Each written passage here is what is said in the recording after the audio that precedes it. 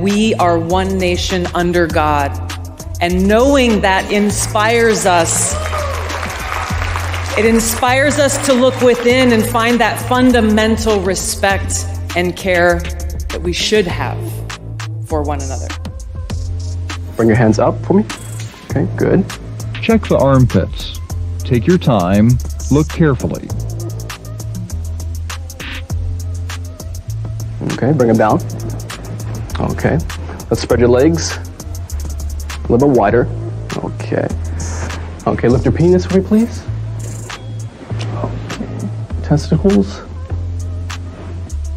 If he's uncircumcised, ask him to pull back the foreskin. Let's turn around. Look at the neck, back, spinal area, and buttocks. Okay, bend forward for me, please. And spread your buttocks. Look for anything inserted. Observe any constricting of the rectal muscles, which may indicate the inmate is straining to retain something. Okay. You may see a thin string, indicating something is there. If you have any suspicion, ask the inmate to squat and cough deeply, which could dislodge it. If you're still suspicious, call for a medical search. You're not authorized to make any intrusion into the inmate's body orifices.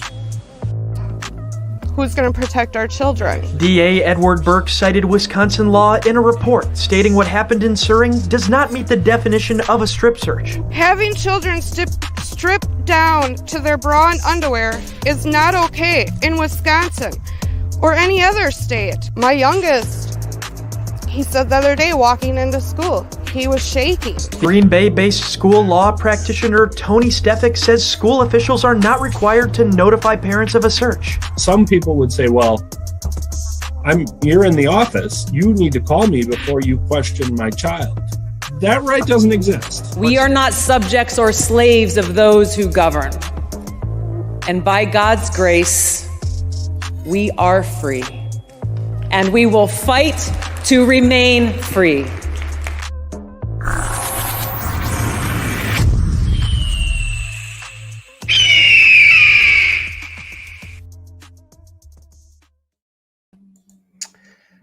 So, Mike, I think you need to squat and cough. Squat and cough for me. So, hey, welcome. Hello. How was your Friday night, people? You are enjoying already. I can tell you're enjoying Son of Liberty Radio tonight. We're gonna have some fun tonight. It's been a really depressing week. Lots of shit's going on. Stuff that we talked about last week is still happening this week, and we've got some more articles to talk about schools victimizing children, all sorts of stuff. But hey, it is nice to see you. There's some people here. Hello, peoples. Let's see. I know that Mallory was here because Mallory was the first to be here, and then Tom came quite short afterwards, and he says because he was upset that he wasn't first, and I said, you let a girl beat you into the chat room. You let a girl, and he says, we don't have sexes here. We just have best buds. I beg to differ. We do have boys and girls here. And whatever's in between. I don't judge people. You do you. Anyway. David Lloyd is here, and Janine was in the Facebook, and she says, I'll see you in about an hour. I don't know that we'll be able to manage without her because we do indeed love her with all of our hearts. But some moron named Vaping Links is here. And as you saw, Mike Peterson is in the chat room. And he's alive, which is great because, we like it when our friends are still alive. He does appear to be coughing. He's coughing. I hope he doesn't have the Rona. The Rona is still here. Our very good friend Steven Sapir. Steven Sapir is in the chat room. Hello, Steven Sapir. Hello. Andrew K, our friend Owl is here, and Troop is here. But anyway. Kevin is holding a coffee cup up to the camera, so let's bring him in. Listen, I just want to be left alone. Now I need one of these that says nicotine on it. Yeah, you're screwed, dude, because I'm going to fuck with you all night. That's good evening, sir. That's just how we do. Poor Mike tuning in, coming around the corner with his beverage, and he hears "Lift Your Balls," and he's just wondering if it's actually the Demi show, and he was confused. Well, I don't know what Dimitri and Phil do on their show. Well, they haven't done one in a while because Dimitri is all over Europe, like spreading the vaping Greek brand all over Europe. And I don't know what else he's spreading all over Europe, but that's between him and what's being spread upon Phil. If he's cheating on Phil over there, I don't know. But I have done a couple wellness checks. I have texted both of them in the last 2 weeks just to verify that they're still not dead. And they have both responded that they are not dead. So that is awesome. I'm putting this out into the world. Oh boy. Because just an unannounced. You remember last week I held something up to the camera and I said, it did get delivered. Yeah. After that, last week during the CASA show, there was some talk about whether or not stuff was still deliverable. Mm-hmm. Look at that. I went ahead and ordered another. Something about a heart. Yeah. So is that where that is? I just want to make sure that people realize that you can still get stuff in the mail. I'm not going to, I'm not going to rat out anybody but it did come regular mail and nobody did anything. So, and you have to be able to have a heart to continue. I don't have a heart journey. Well, I don't. I absolutely do not have a heart. So Mike feels better. Mike, I cannot confirm nor deny that it was from that particular supplier because I will not say things out loud that could get somebody in trouble. But if you did see the label that I held up, it did look a lot like that thing that you were just asking me. How about that? I cannot confirm or deny. I cannot confirm nor deny that particular thing that you just typed is where I got it. But it's worth a check. Because there are people that will be looking for that. I hope it's not delivered by next delivery. I'm not saying the words. No, it was. I told you it was delivered through the USPS. The regular old mail just brought it to my house. I know. I just want to rile him up. There are certain words that if I say them out loud, somebody might have a bot or an algorithm or whatever, and then somebody. I don't want to do that. I want people to be able. So I will. I did my best. Ooh. To let people know, because that what I have now will last me about 5 years, unless there's a run and I need to help a lot of people, because I will help people in need. In fact, if they can tolerate my flavors that I have, then we'll do that. Janice, just for the record, for anybody who does or has interest, let me put it that way. Janice has probably 30 or so flavors. May or may not have been opened. Oh, well, dry place.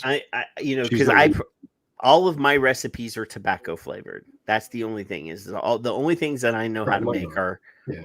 I mean, I do have probably 30 different variations of tobacco, with things. A lot of my things are boozy tobacco concoctions.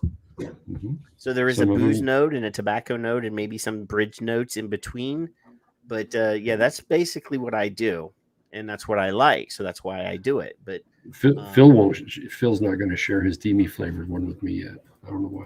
I don't even want to know what is that. Is that some sort of weird cucumber cream thing? No, I just made it up. A little tzatziki sauce. I mean, Yeah. Yeah. As long as you don't get it from X delivery, that's I'm not understanding what Mike is trying to get to here. What do you not say when it There's so many different things that I can't say. And obviously I refuse to get into an argument on my channel about COVID and masks. So we will not talk about those subjects. If you come into the room and you start denying certain facts, I will block your ass immediately. I have a zero tolerance policy. We did somebody for something. I have done it. And that is the only, there's two things. If you say a certain person's name, I didn't know what he was talking about. If you say a certain person's name, I'll block your ass. And if you start denying that COVID is real and that people are, I will block your fucking ass. And, that is it. So anyway, how the hell have you been, Kevin? I've been better and seen worse. That's all I can say. All I know is it's statistically not distinguishable. So we're going to go into that later. Whenever you didn't give me any links to anything other than some tweets. Yes, huh? If there's content that you want me to share, you need to share me other things other than tweets. Oh, good Lord! I'll send it to you. You did send one study that it's behind a paywall, and I'm like, why did you send me this? It's behind a paywall, but I did include it into the notes. Kevin wanted to talk about this thing because it's about different forms of nicotine, and tobacco specific nitrosamines. Oh yeah, and there's so many fucking wrenches in the chat room. Like almost everybody on the YouTube channel is a wrench. So, if you don't have a wrench, let me know. I'll have to open the YouTube channel on a different window here and give you a wrench if you want a wrench. I don't care who has wrenches. Now, if you start blocking each other, that's your own fault. I'm just saying, Well, just saying. So, I don't see Skip. Where's Skip? I'm waiting for Skip. When Skip shows up, we're gonna have some fun. Mike ain't got a wrench. but we'll wait till she gets here before we have the fun. Can somebody give him a wrench, or do you have to do it? I have to give him a wrench. I will go to the YouTube channel and do that because I can't do it through StreamYards. Dave wants to be a tool. Well, I'm sure if we ask somebody that actually knows him, he probably already is one. I'll be your Huckleberry. I'm over here. Let me open up my doohickey here. What? My wife. How comes there's 11? There's people in the chat room, and I only have 2 thumbs up. Why is this? Oh, wait a minute. I'll give you one. All right. Let's see. David wants a ranch. Let's see. I'm gonna make him a winch. David. Okay. I'm gonna make Mike 1 too because. Eventually the plague will leave him alone and he'll be on doing stuff. He said tool. Steve says he does not want a stinking wrench, but I won't give him one then. Fine.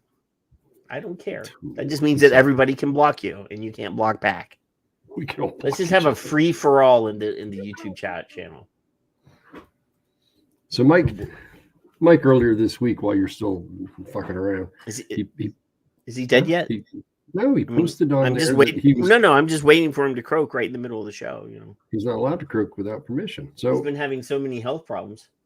I know, but he was thankful of his fire department, and he posted a beautiful statement, and it hit me in the feels. He's one of those. He just likes it when the handsome, strapping young men come and help me. But the reason I thought, other than the obvious, that it hit me in the feels was my mother was, like her or not, a firefighter in the 70s and 80s. A what? Firefighter, EMT. Yeah. Okay. I'd heard things like that where people had come back in and thanked them for doing what they do. So I was kind of grateful that Mike had done that and taken the time to do so. Yeah. Because he's pro-human. Well, obviously I have actually called, obviously when I go to a patient's home and they look like they're dying, I'm responsible for calling 911. And I've had to do that a few times. And, always thankful to get them saved. Obviously, we don't want I don't want my patients dying because if they die, that's less work for me. right Job now security. during the Brandon presidency. Times are getting Job tough. security. Times are getting tough. The not to get into the politics, Kevin, but It's a silly world. there has been some dramatic changes in healthcare, specifically for seniors, during this presidency. And where I would normally see a patient, say, I'll just throw 2 to 3 times a week for 6 weeks. They're only getting approved for 1 visit a week, and in some cases, 1 visit every other week. No. So that's something that nobody is talking about. The dramatic, huge Medicare reallocation and limitations, and it's usually there is a way to appeal. There is a way to appeal, but it is extremely difficult. It's cumbersome. So yes. So if I have a patient that has had a massive stroke, that needs 3 visits a week, that needs long-term therapy at home. I mean, obviously, if they, they're also being limited at the inpatient setting, where they used to get, 6 or 8 weeks of inpatient care for a massive stroke. They're getting 20 days. So and they're being sent home. Let me break this out in my brain. So normally you get a specific amount of time, like maternity. It was a pissing contest with me and the wife. Maternity leave? No. When you have a child, prenatal care. They throw you out in a day if you don't have any insurance, I heard. Oh. If you have insurance, you can stay there 3 days. So you have the stroke now. And what is normal standard operating procedure for your profession is they're in for X days and then they're home for X days. They do it 3 times a week average. Now they're going to be encumbered and have to fill out a form and wait 6 to 8 weeks for denial. Typical government. Well, I mean, bullshit. they would get the minimum. They would get the number of visits that was originally approved. But if they felt like they needed more, or if I feel like they need more, and I feel like I have to do the appeal, it's a process. So you have to show the brother, the cousin, the caretaker how to do shit until you can get back there, which isn't a Char's asking some valid questions in the chat room. She says, "What if they have no family at home?" Then they get sent home with an APS case open. But if they have any assets at all, because at home care, like 24-hour provider care, is not included in your Medicare benefit at all. It's never been included in your Medicare benefit. So if you have Medicaid, then if you have any assets at all, if you have more than like $3,000 in the bank, then over you 5 don't even years qualify. You don't even qualify for that. Yes, I learned that with my mother-in-law.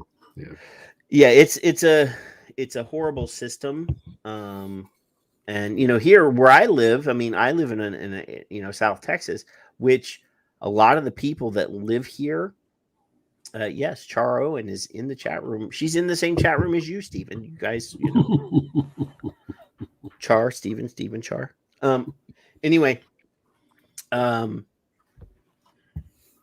I live in an area of South Texas, which a lot of retirees, like when they're young retirees, they, the motorhome people, they come down here and do like the winter Texas thing. They come down here during the winter, and then they go home during the summer, and they go back and forth for a few years, and then when snowbirds. Motorhome reach a certain age, they decide, well, I'm just going to stay. Well, then they don't have any family here because their family's up in Minnesota or wherever it is that they're from, and then their health declines as they age, and then they're down here by themselves. So yeah, it sucks. It sucks. Just give me a Christmas vacation. Snowflakes or snowbirds.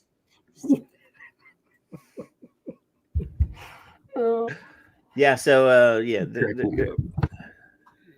on top of some inflation and some rises in gas prices, a lot of people, I see people bitching and moaning about that, but I mean, there's a lot of bigger problems that we have than paying a little bit extra at the gas pump. I mean, to some people, it's a big deal. And even me, it's a big deal. I paid for 3 tanks of gas this week because I have patients all over the fucking place.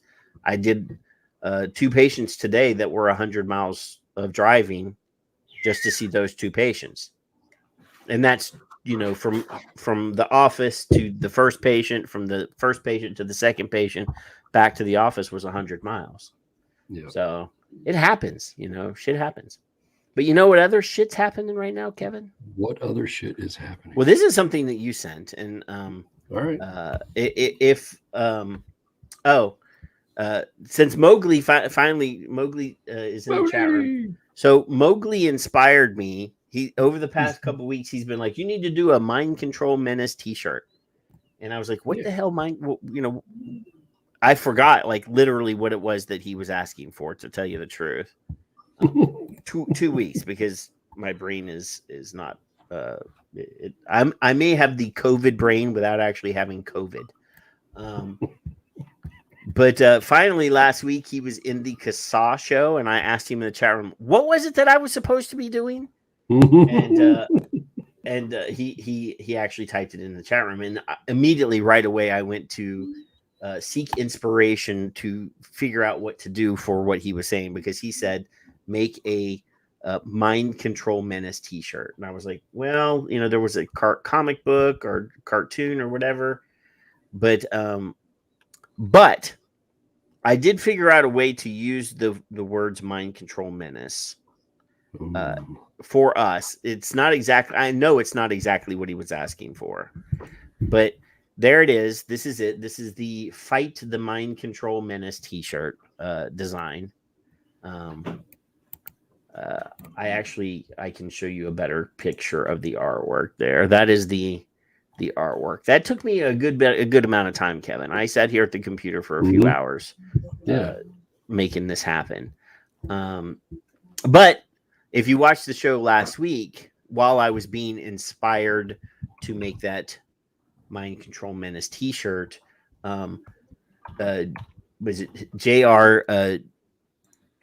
Majewski for Congress, the J.R. Majewski, who was on the show last week, sort of as a surprise guest that we didn't expect. So I made him a poster as well, just because I was sitting at the computer and I felt inspired. So that is for RJ. He can do with it whatever he wants. But the Fight the Mind Control Menace T-shirt is available at the Teespring, the Son of Liberty Radio Teespring store, which I will immediately throw in the chat room so that you guys can order one if you would like. You don't have to. I ordered one for myself. It'll be here next week. But yeah, the design has only been up for 6 days. So there it is. Boom. I think the Great Gill Broad's awake. You think? I haven't. Has she chatted? Has she said hello? No, she just liked the tweet. Oh, let's wait for her to come into the chat room.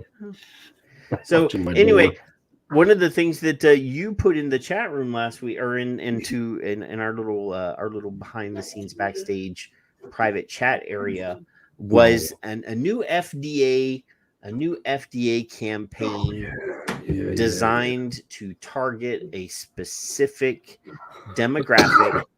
This is when we actually need Dr. Marwa Glover to come on and talk about this. But until she shows up, let's just talk about this. So the FDA has thrown together a new campaign called Next Legends, Native Strong Vape Free.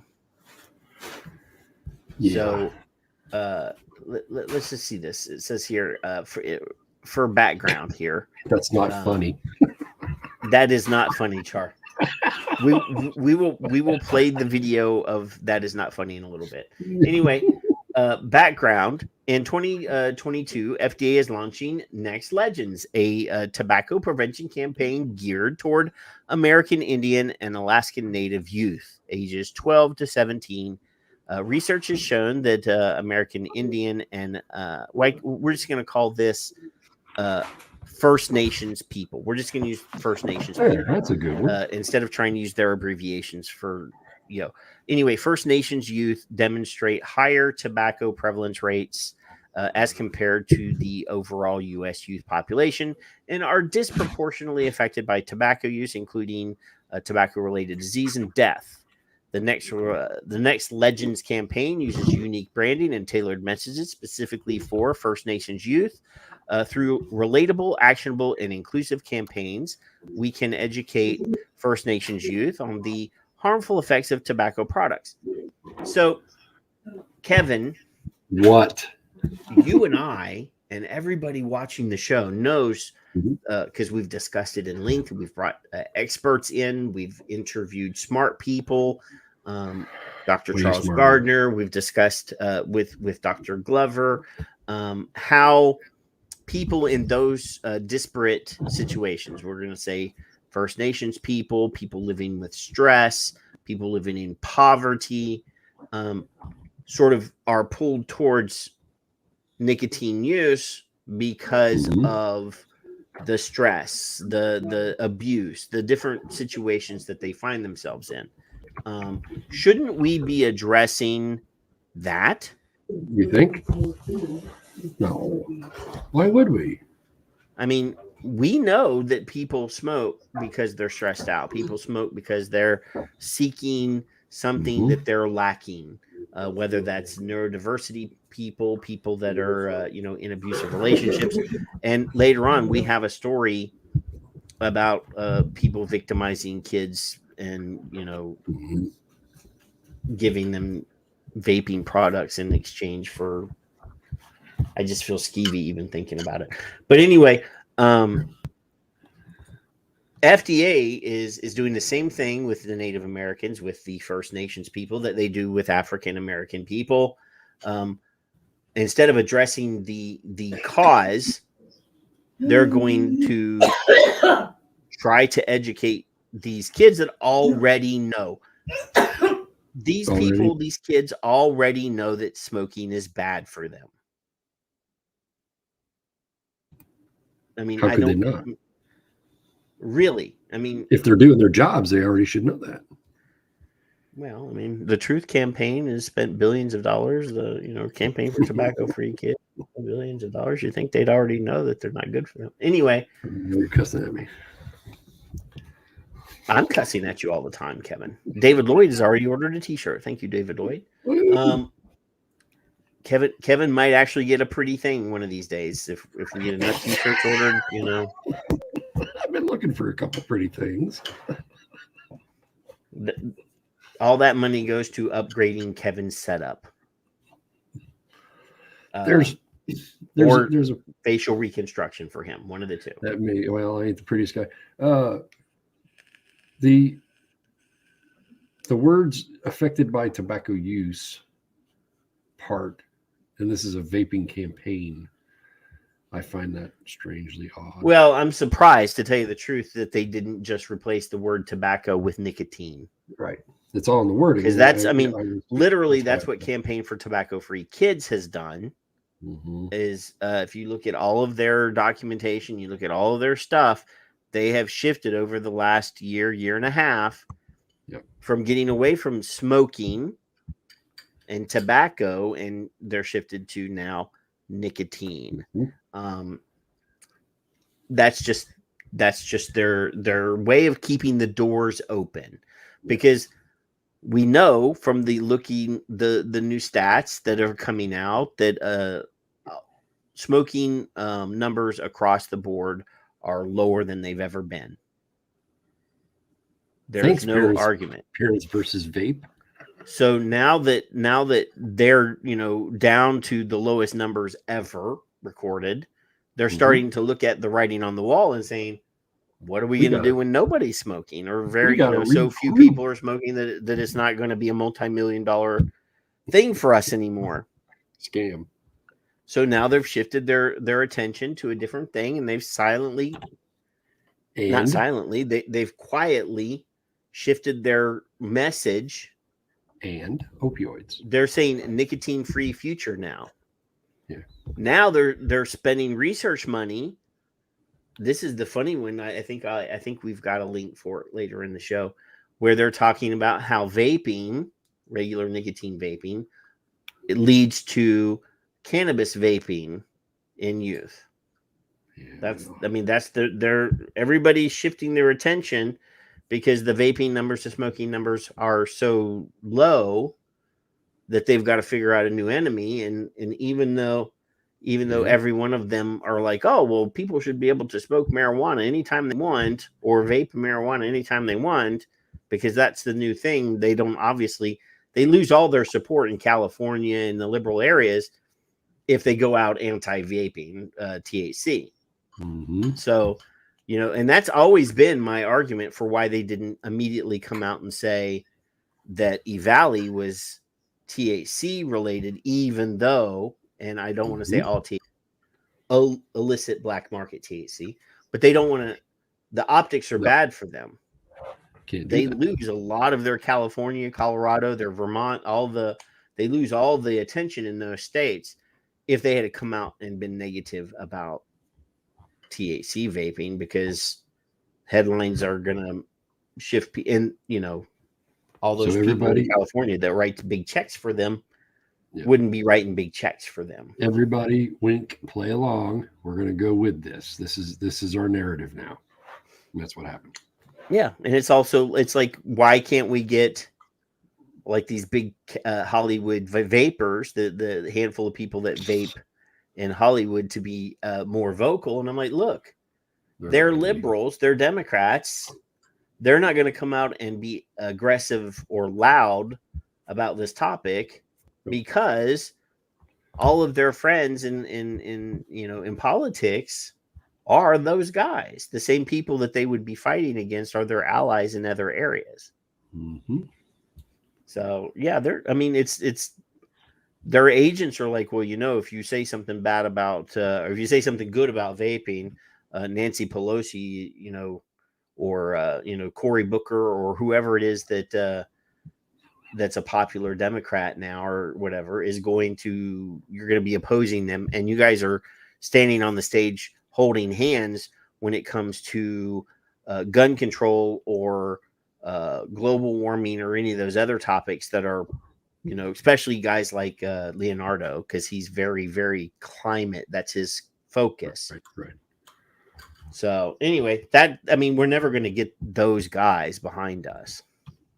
But anyway, it says here, let's see, this is the campaign research section of the Next Legends project. It says how we use research to develop the Next Legends campaign.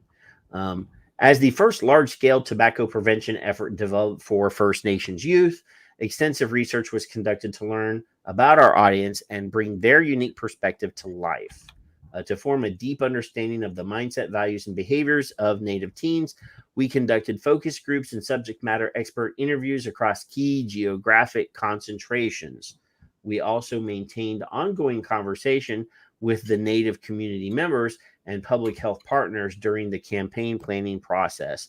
Through research, we learned these key insights about the audience, perceptions and motivations. So tobacco use is prevalent and normalized in Native culture and communities, both as a recreational and ceremonial activity. So there's a difference. Now, I'm not sure if you know this or not, Kevin, but smoking a cigarette is not the same thing that First Nations people do with tobacco in their ceremonial usage. So I don't understand why they would try to correlate that, because that is a completely different thing. And obviously in my memory, and I am not a Native American, but if anybody in here has any knowledge in this area, I'm pretty sure that they don't let kids participate in those ceremonial activities that require smoking. I do not know, sir. I don't know. And neither do I. That's why I said I don't think. And if I'm wrong, please, They- I don't know that we have any Native Americans or First Nations people in the chat room right now. To me, they have the right to allow their children to participate at probably a certain age or not. Yeah, I got no problems with that. No problems with that. Yeah. Vaping often starts as a social activity, often occurring before, after, or even during school. Frequently, use escalates into a stress coping mechanism. Okay, so this should be number one. Mm-hmm. That should be really number one, because now we've gotten to the root cause. What we've said on Twitter and on this show frequently for the past 1.5 to 2 years that we've been focusing on this topic. Mm-hmm. We need to ask, we need to sit down and speak with these kids, not at them or to them. Right. What's going on? Why are you? Once we figure out why are they doing it, then we can actually fix a problem.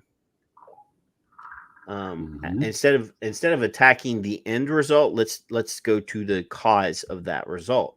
I mean, obviously, Kevin, I'm sure that you probably started smoking at age 8, right. when because you thought it was cool. I don't know, but I needed to grow up. Yeah. So Mark in the chat room says, I used to work with for a Native American tribe and participated in many ceremonies.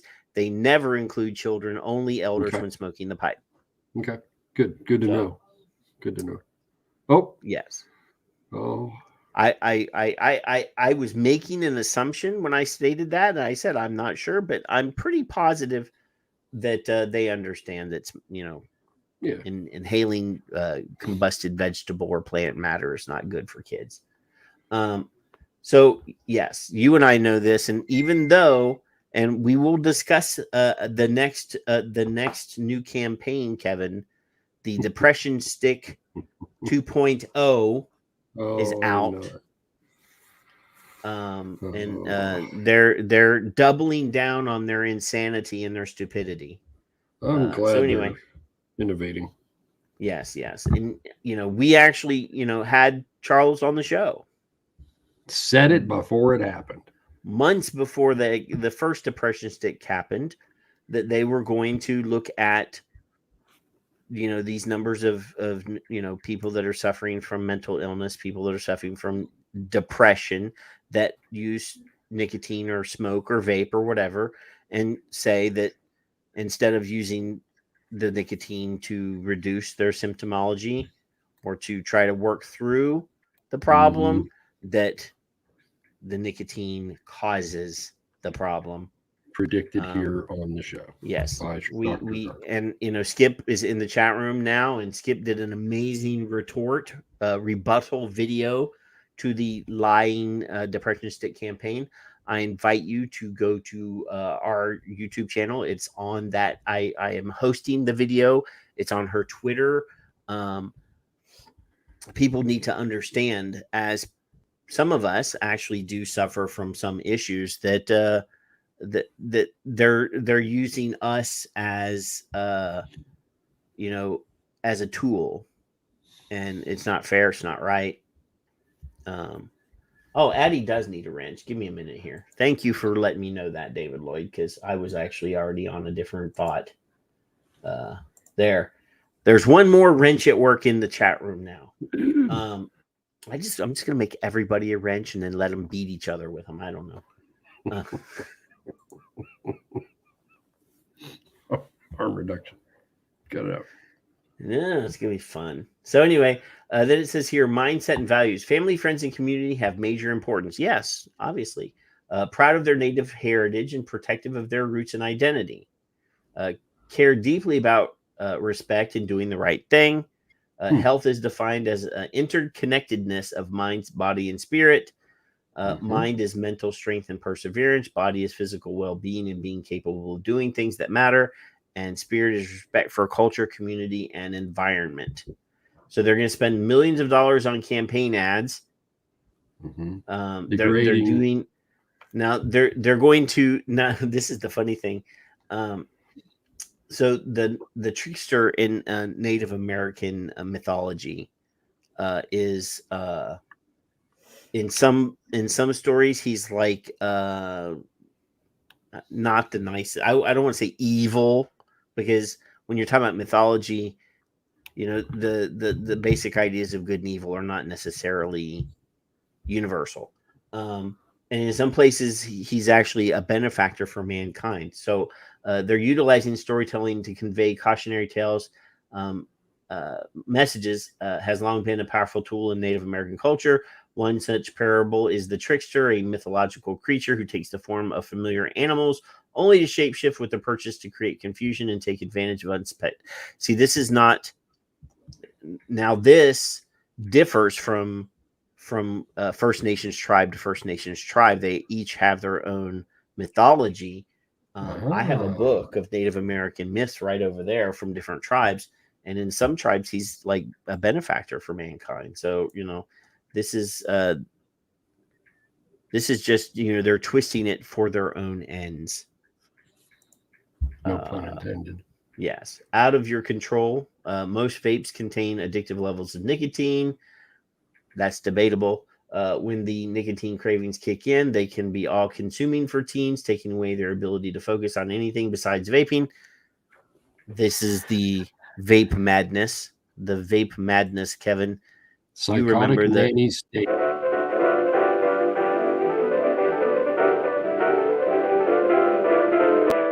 Yeah, I mean, they're just, again, they're thinking that they can, brainwash kids. All I know is before the takeaway happens, we have a problem. We respect your culture, but this is what we're seeing and doing. That's all. That's all. Yeah. That's all I see. So that's my takeaway so far. I even when I was a kid, Kevin, I was a pack a day smoker, right? When I was, at school, I didn't lose my ability to interact with other humans. And I didn't run out of class focusing only on trying to sneak a cigarette in while obviously we had a smoking section at school, so we could go at recess. I hit the bathroom before I was in the high school at the junior high between classes because I could get away with it, honestly. But I was already. I didn't cut class to go smoke. No, I never did that. I'd hotbox. I cut class to do other things, but not to smoke. Don't make me come over there. I was waiting to see if coffee was going to come out your nose. Don't make me come over there. Did you see our friends in the room? I did. I said hello. Didn't you hear me say hello? I need a current photo of poor Mark being beaten. I do. Kevin and I want to give our friend Skip Murray's husband Mark a big hello and how did you do? Yes, and to thank him for his efforts because of him, we have been granted an amazing peek, into our friend Skip's life. That's right. So, we have this lovely picture of Skip, the warrior for vaping that she is, hugging that blanket, getting the sleep of the just. There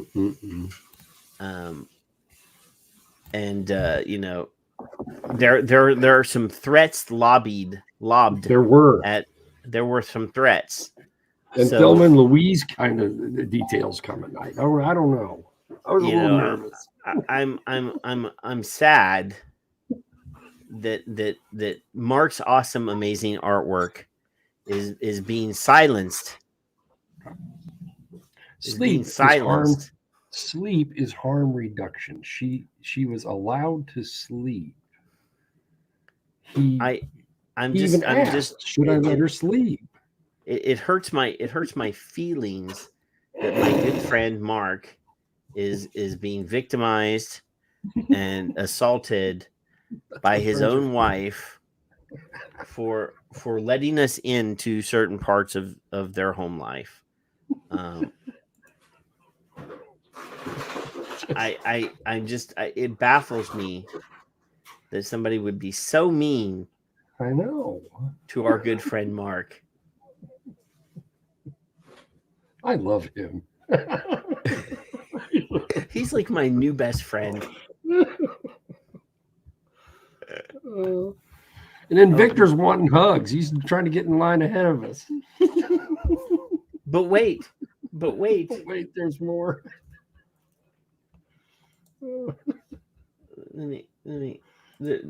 I got more. I sent Kevin a whole bunch of new versions. There was a couple. So I'm waiting for it to load. I have to rub it a little bit. Rub. So this is our new totem. What happened? Why did you do that? It closed before I could hit the share screen button. See? There. Look. This is our new pirate flag with the blackbirds flying around. Oh. You should never censor art, ever. There's no reason. Infomercial. But wait, there's more. There actually is. No. There's this wonderful Andy Warhol inspired piece. That's right.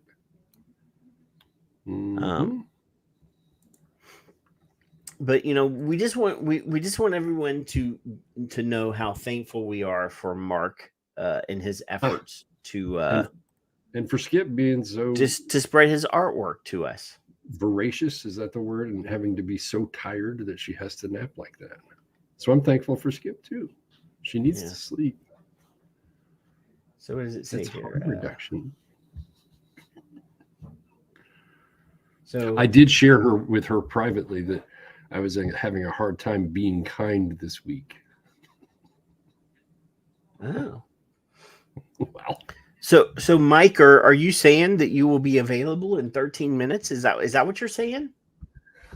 What? I'm trying. Mike sending me confusing messages. Because you're always welcome to come and hang out with Kevin and I. Just throwing that out there. Oh. Because we could get you in trouble too. We're good at getting people in trouble. So, hey Kevin. What? They have this thing called an algorithm.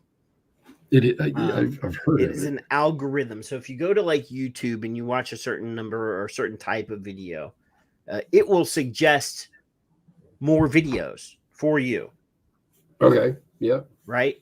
So I was on the YouTubes and it suggested a video for me that I had not seen, at least not in full. I don't think I've seen this in full. Make that nice of them. That was 3 months old. And I don't remember if we talked about this. But there's a TV show called The Doctors. And The Doctors apparently did a show with Dr. Michael Siegel and Meredith Berkman and Matt Myers.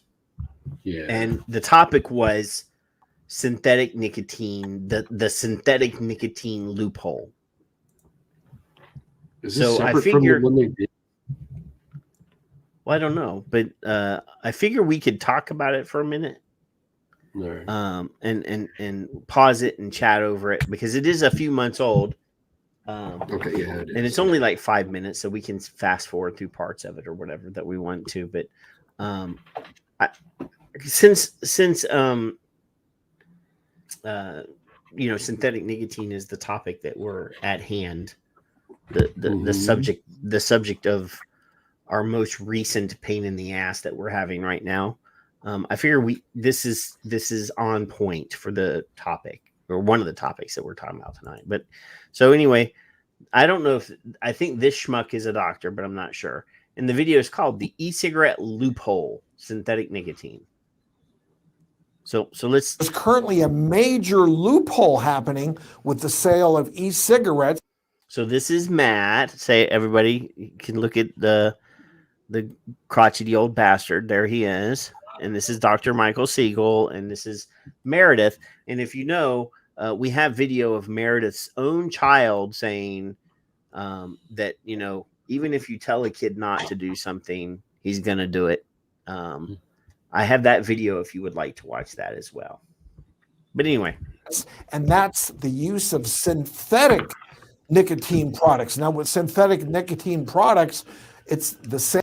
Now, this motherfucker is a board, and I'm sorry I used a bad word. This guy is a board certified plastic surgeon. Now, so he's qualified. For those of us that work in the healthcare world, we will tell you that doctors that go to school to be a doctor, they learn the entire body. They learn everything that there is to know about the entire body, and they become GPs, general practitioners. That just means that they didn't. They went into family medicine, right? They went into funny troop. They didn't. But these guys that go into specialty areas, and for example, orthopedic surgeons. Most orthopedic surgeons will pick a few body parts that they specialize in. And if they do knees, they don't do elbows or shoulders. They might do knees and hips, and that's it. If they do hands, they only do hands, because hands is very specialized.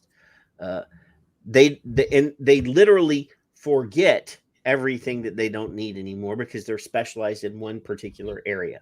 So you don't go to an orthopedic surgeon about gastro, stuff. You don't go to an orthopedic surgeon for ear, nose, and throat stuff, because they don't do that. You don't go to a proctologist about breathing problems. Right. So if you're a plastic surgeon, you don't know shit about nicotine. And most, 80% of doctors in the United States think that nicotine causes cancer, which it does not. But anyway, let's continue. Same addictive potential. It has the same effects, but because it's synthetic, it somehow is doing an end run, is not falling under the same regulation. Well, what? What? Okay. Is doing an end run. Because it's not made from tobacco, it doesn't follow under tobacco rules. But because it's synthetic, it's somehow, because it's synthetic, it's not covered under the statute. It's not covered. Is doing an end run, is not falling under the same regulations. So, as a physician, Dr. Siegel, I think we're all concerned about this. I want to hear your comments on the use of. Now, this is the one time that Dr. Michael Siegel says something that I really don't like. And I have praised him ad nauseum on this show. Over the years, Michael Siegel has been the voice of reason. He divided, separated. He was a Stan Glancian asshat, and he, just like Marwa, just like other doctors, the people that have been tobacco control have switched. He switched. And he's about to say something I don't like. Synthetic nicotine products. Well, I think this is a huge loophole that needs to be closed. It doesn't matter whether the nicotine is synthetic or not. It's still nicotine, and it has the same effects. The brain cannot determine whether the nicotine is coming from synthetic nicotine or that it was originally derived from tobacco. Congress needs to amend the Tobacco Control Act to basically define tobacco products as products that contain nicotine, even if the nicotine is not derived from tobacco. So he's lobbying for lawmakers to make a lie. Right. And if it's not from, he's saying that that we should designate all nicotine products as tobacco products. Good, because patches gums. Yeah. No. Obviously, that he's not including that. That or the FDA needs to make a declaration that they're going to consider these products to be under their jurisdiction. Whichever way it's done, there's no question that this loophole needs to be fixed. These products all need to be regulated. So, Dr. And I don't deny that all of these products do need to be regulated. And I think good manufacturing practices, some sort of level of reasonable regulation. I don't think that anybody in this industry thinks that there shouldn't be some regulation. As he said that, I want to point out that Meredith looked like she peed a little. Yes, she was definitely moist. Siegel, why do you say a lot of the headlines about e-cigarette risks are wrong? For example, some people have talked about popcorn lung and have said that e-cigarettes are causing this. Now, here's where he goes from being a heel to being a baby face, right here. And if I'm using wrestling terminology, terrible disease of popcorn lung. Some people have, and some health groups have attributed the lung. We had an outbreak in 2000. See the title though. Huh? See the gaslighting title below his face while he's talking. They're just using that as fact on what he's saying. So it popcorn looks lung is not a chronic lung disease. It is a very acute lung disease. The lung, we had an outbreak in 2019 of severe lung disease among many people, a lot of young people who were literally dying, having complete lung failure. And a lot of groups said, that was due to e-cigarettes. And the truth is that was not due to e-cigarettes. It was due to THC vapes that were essentially doctored with vitamin E acetate, which is a thick oil. And that thick oil was coating people's lungs. And of course, it's going to kind of destroy the lungs. They're not going to. Now, there's going to be a shrill voice that jumps in here in a minute. Just be prepared. To be able to work. But that was a problem with THC vapes, not electronic cigarettes. So I think we just need to be honest with people. I think that when you start exaggerating the risks and you start claiming that these things are causing things that they don't, people lose trust. And finally, kids are too smart for this. Here it comes. When kids hear that, when that e-cigarettes are as bad as cigarettes, that's one of the things that many groups have put out there. They laugh. They know that they completely discount the message because they know that's not true. When they see people light up cigarettes, they see their friends coughing and choking. When they see their friends use e-cigarettes, nothing happens. So I don't think. How could you say that, Doctor? Respectfully, how could you say that? Talk about exaggeration. I mean, nothing happens. Nothing happens. Nothing happens to the kids who are visible. No. You're misinterpreting me. I don't mean nothing happens. They may get addicted. But what I'm saying is there's nothing visible. They don't start coughing and choking. I don't know if you have any teens in your life, but let me ask you a question. Of the people that suffered from what was called EVALI, was every single one of those due to THC vapes? No, yes, there were. It was. No, absolutely. Really, based on the CDC's own data, there were, I think, 12 or 13% where they said it was not THC. No. Meredith, please. They were. I think you're getting a little out of your territory here. Okay. I think you're getting a little bit out of your territory here. Boy, have I heard that. Listen to me. I am citing. Listen to me. The data correct. No. You are not. You said that they. So you're they telling me that there was due nothing to that the CDC said that it was not conclusive. Every single one of those people, that's what the CDC said, that every single one of those THC vape, the majority were, but not all. Okay. And we are still, every single day, we are receiving emails. We're still getting emails from parents that their kids have EVALI. Emails and texts from parents whose kids are ending up in the hospital. Who have used THC. They're ending up in the hospital because they've used THC. And No, yes, they have. How do you know? Every single one of the parents that are reaching out to us. Let me tell you something. Their CDC stopped tracking what they called EVALI. It basically meant there was this terrible lung illness. Kids were ending up on ventilators. It is still happening. There have been dozens and dozens and dozens of cases reported in the media that's happening because they're using not being tracked off the black market that are contaminated with vitamin E acetate. The FDA found that every single one had vitamin E acetate in it. That's what's causing the problem. And by deceiving people into thinking it's e-cigarettes, you're actually making it worse. She said herself it was inconclusive. Anyway. No, well, I mean, she said it herself because she's trying to say that CDC stopped tracking it, that it's still going on. I'm sorry, if kids were falling over dead, it would be in the news fucking paper. Like, it'd still be going on. There would, but we wouldn't have quelled the herd from that ever. There's no friggin' way. No, this is her right here. This is her right here.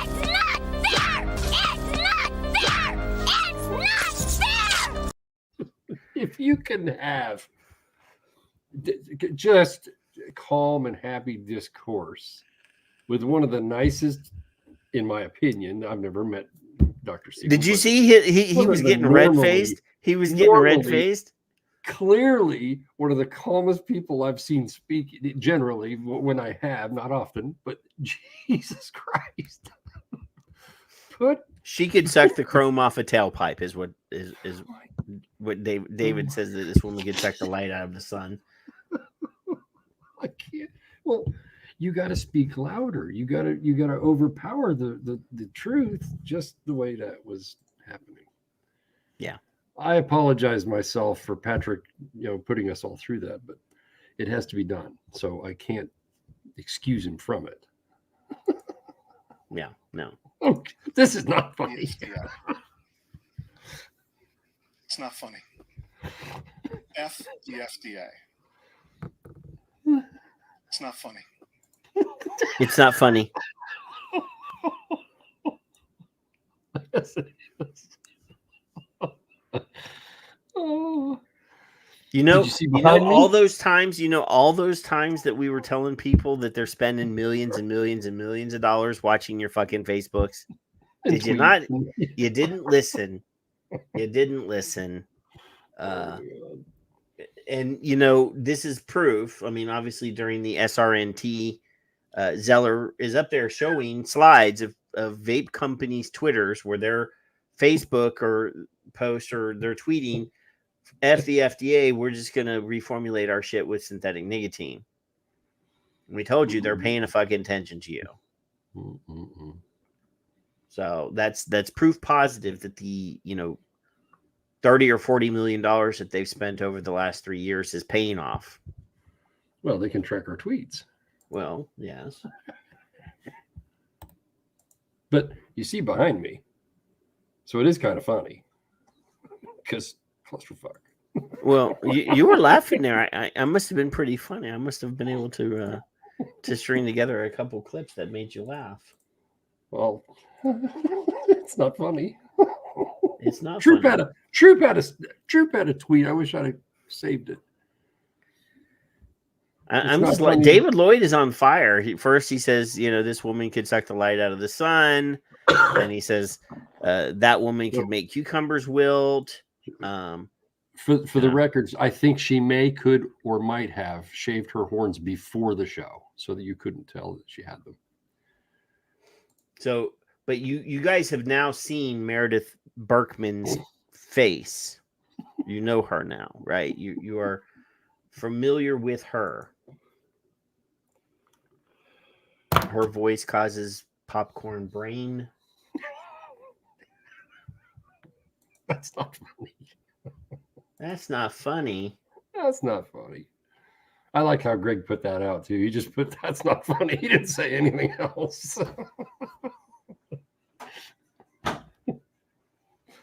No comment. I have a couple ugly tweets this week that I'm not going to share. Really? because it will start an argument. With us? Between you and me? No.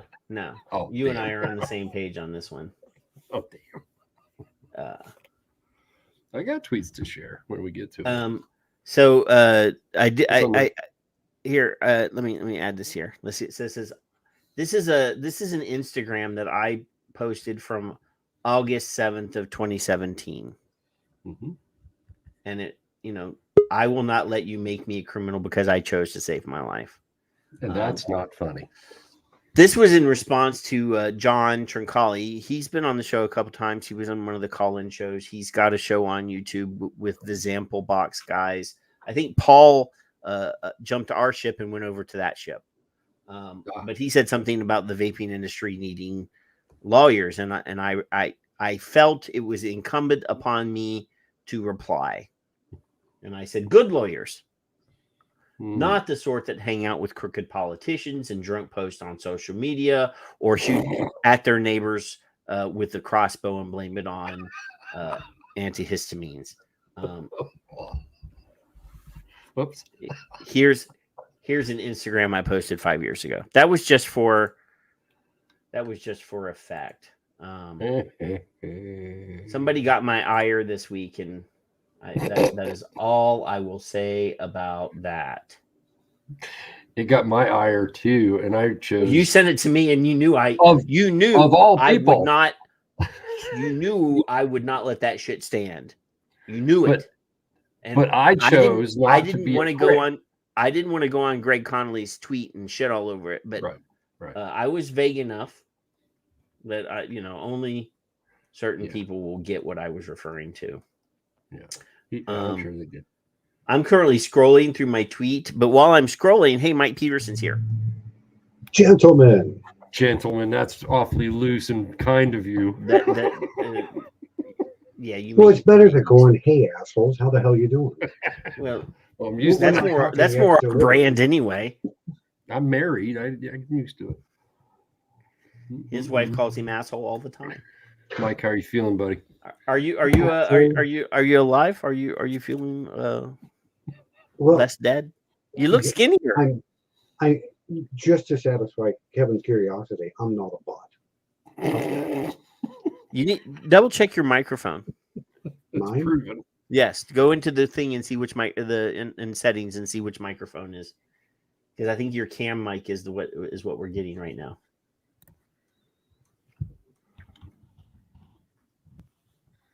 I'm still scrolling. Kevin, speak. Oh, I was looking for troops. He said find it. I'm looking for it because I thought it was good enough to find. So that's that. And Mike's gonna fix his. Well, that could be wrong. That should be a lot better. Oh yes, now you sound like a real man.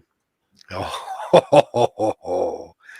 No, your real men propaganda was okay. Bend over and spread them at the beginning of the show. Well, see, you've been absent for a while. We've been doing a lot of stories about kids being victimized at school, strip searched, principals peeking under the bathroom stall doors in schools at little girls while they're going to the bathroom because they're afraid they could be vaping in the bathroom. And 6 little girls in, I believe, Minnesota got called into the nurse's bathroom and strip searched.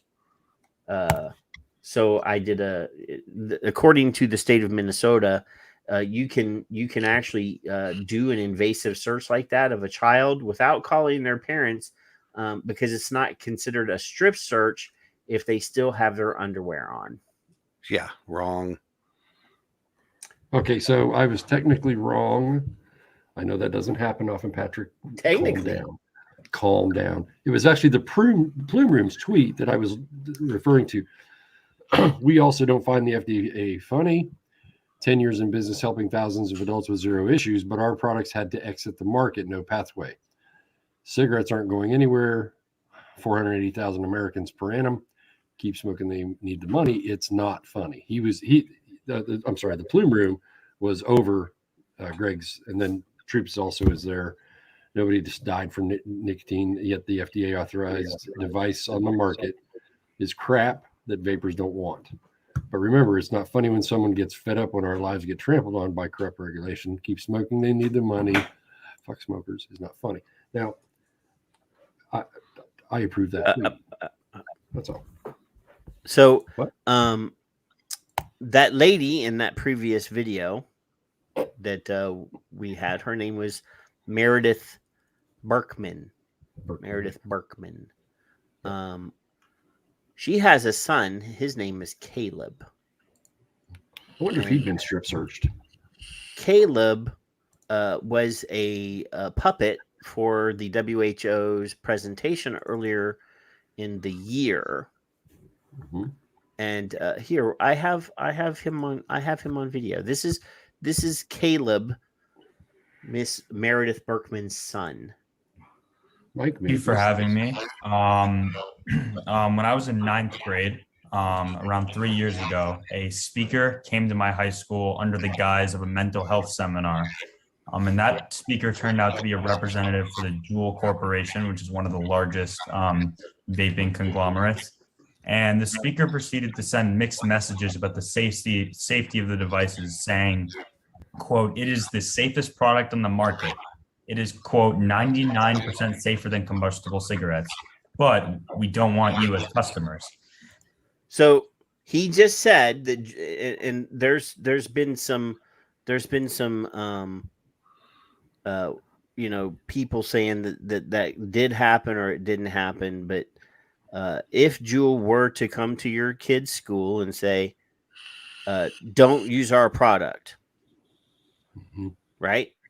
He just admitted Alleged, that. Yeah. All right. So here, I lost my spot. Nice free advertising. Safety of the devices, saying, quote, "It is the safest product on the market. It is, quote, 99% safer than combustible cigarettes, but we don't want you as customers." Clearly, when you tell teenagers not to do something, there's a good chance they will do it. So he's saying even though they came to our school and said, "Don't use our shit," kids are going to still do it, right? That's what he's saying, right? Right. And unfortunately, my school was not an isolated incident, as these big tobacco 2.0 companies continue to prey on the vulnerable youth under the guise of preventing the use of their products. So they said, "Don't use our product." So how are they trying to prey on you? And he's as reading a result of the presentation, many of my peers began to question whether the products once seen as dangerous were even harmful at all, with some of my closest friends now believing their habits were justified due to a trusted adult telling them that it was safe. So how is them saying this product is safer than smoking, but don't use it, don't do either? How is that being, how are they, how is that preying on them, guys? I want to know where he came across and said a trusted adult. He just meant it. Yeah, this is a paid guy from Juul. How is he a trusted adult? Exactly. Hi, I just met you. You're a trusted adult. Really? You're a moron. He's an adult now. Caleb, did you ever take up smoking or try any e-cigarettes as a result of that presentation, and that because of peer pressure perhaps from your own friends? So I certainly, in my time in high school, with vaping being so prevalent, I cannot say that I've never used it. And I think that there should be no shame associated with using any of these products because they're just so prevalent in high schools. But yeah, a lot of my peers use these products. I've experimented with these products, and yeah. Yeah. Stop. Interesting. And it's so interesting to see that that they was. So there's experimentation, and he didn't answer. Did he start smoking? So there's no gateway. I thought he said I experimented that, with other things. Yeah, go ahead. Interesting. And it's so interesting to see that, that they were sort of saying, we're not targeting you. We don't want you to be a customer. But ultimately, as you said, if you tell a teenager, don't do something, there's every incentive then to kind of go and do it as well. So what they're saying is the tactics that have been implemented by the Truth, Campaign for Tobacco-Free Kids, PAVE, sounds to me like that they're admitting that those tactics are failing. The WHO spokeslady, that woman right there on your screen, who is a paid WHO host, is basically saying what we're doing is not working, but we're going to keep doing it. I mean, is that what that sounds like to you guys? Mm-hmm. I'm a little tired of being responsible for somebody else's kid. Yeah, I'm not responsible for any of the. I don't know how many kids I could possibly be fathered to. I'm not responsible for them. So why would I be responsible for some stranger's kids? I could be one of your kids. You never know. Oh no, I know I did not stick my wick into that. What are you doing? I thought the best part was coming. That is it. That was the end of that video.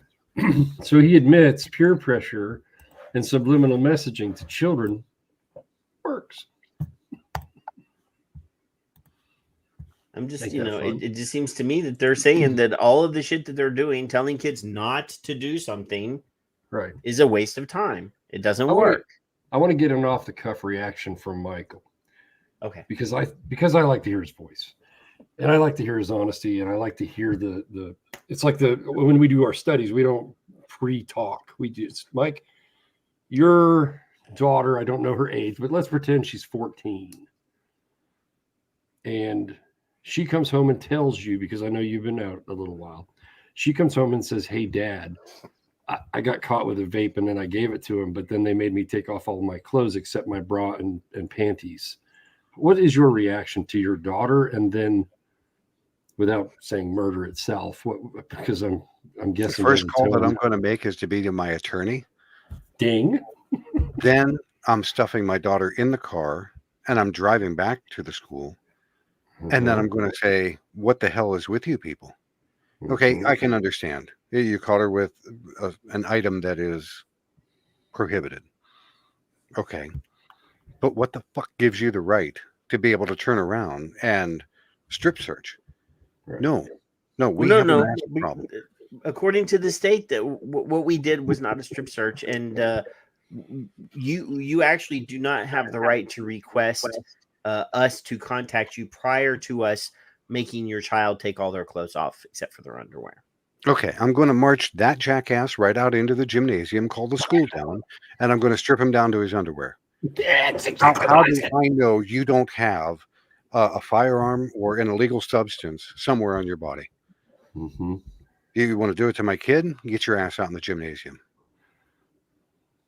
Yeah. Would this be acceptable at a church?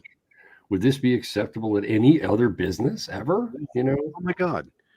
Yeah. That's just saying you're going to walk into Taco Bell. Well, during your convalescence, Mike, we did a story about a boy in Canada being stripped to his underwear, and they made him pull his waistband out like this to make sure that nothing was being hidden in his ball sack area. Then we did the story about the boy getting tased and hogtied. For vaping in public. Several stories about principals poking their cell phone cameras under the bathroom door to see if there was girls in the bathroom vaping in the toilet. We've covered prior to this schools removing bathroom stall doors to prevent kids from vaping in the bathroom. And now we have 6 little girls being strip searched at school by the superintendent and the school nurse. And the next day, this is really funny. The next day, the school nurse wrote her superiors to express that she felt uncomfortable about what they did. And her superiors responded, "Yes, this was not appropriate, but don't tell anybody. Don't say anything about it unless the police ask you about it." So there is a concerted conspiracy to cover this up because it's still legal according to the state because it doesn't constitute a strip search because they were still allowed to have their underwear on. The superintendent, so originally the district attorney refused to press charges on the school superintendent. After an uproar, after we covered it the next week, the district attorney has chosen to press charges for unlawful imprisonment because they took the girls into the bathroom and would not let them out. They're still not being charged with strip search or any inappropriate contact or anything like that. Right. But she's being charged with unlawful imprisonment because she wouldn't let them out of the bathroom. Fourth Amendment rights. And the story is, I mean, the sad fact of the matter is none of this had to occur in the first place because when they approached the girls at the beginning and said, "We saw you vaping, give me your vape pen," the girl handed it over. That's why I said to Mike the way I said it. Dad, I got caught with one, but that's the very beginning of the sentence, and I respect Mike's reaction to be honest and pure without censorship. Had to turn around, quite honestly, and that would be the last day that she went back to school. Okay, from now on, you're homeschooled. Yeah. And you can vape all you want at home, baby. Yeah. So there's a follow-up though. There's a follow-up to this. It's not the same school district, but this is in another state. This is another nonsensical fear. This is the result of years and years and years of fear campaigning, Mike. Epidemic and toxin and poison and vaping is evil and it's gonna, all of this stuff is meant to make people afraid, right? So here's another one. So let's play this video. Yeah, I bet you there's an ad. There's an ad. So we will sit here and chitter chatter while the ad is going. There was a doctor that Matt Stafford had interviewed. All right, Dr. David Abram, I believe his name was. Yeah, Dr. David Abrams from the New York School of Public Health. And he said, because Matt asked him, and the doctor said, "Look, I would rather my granddaughter vape than smoke." This coming from a doctor. Yeah. That's pretty serious. Watch this. Last night, the Southwest Allen County School Board voted to make vaping on campus as serious as an offense as having drugs or alcohol there. Ariel Cadet spoke with a parent who's not happy with that decision.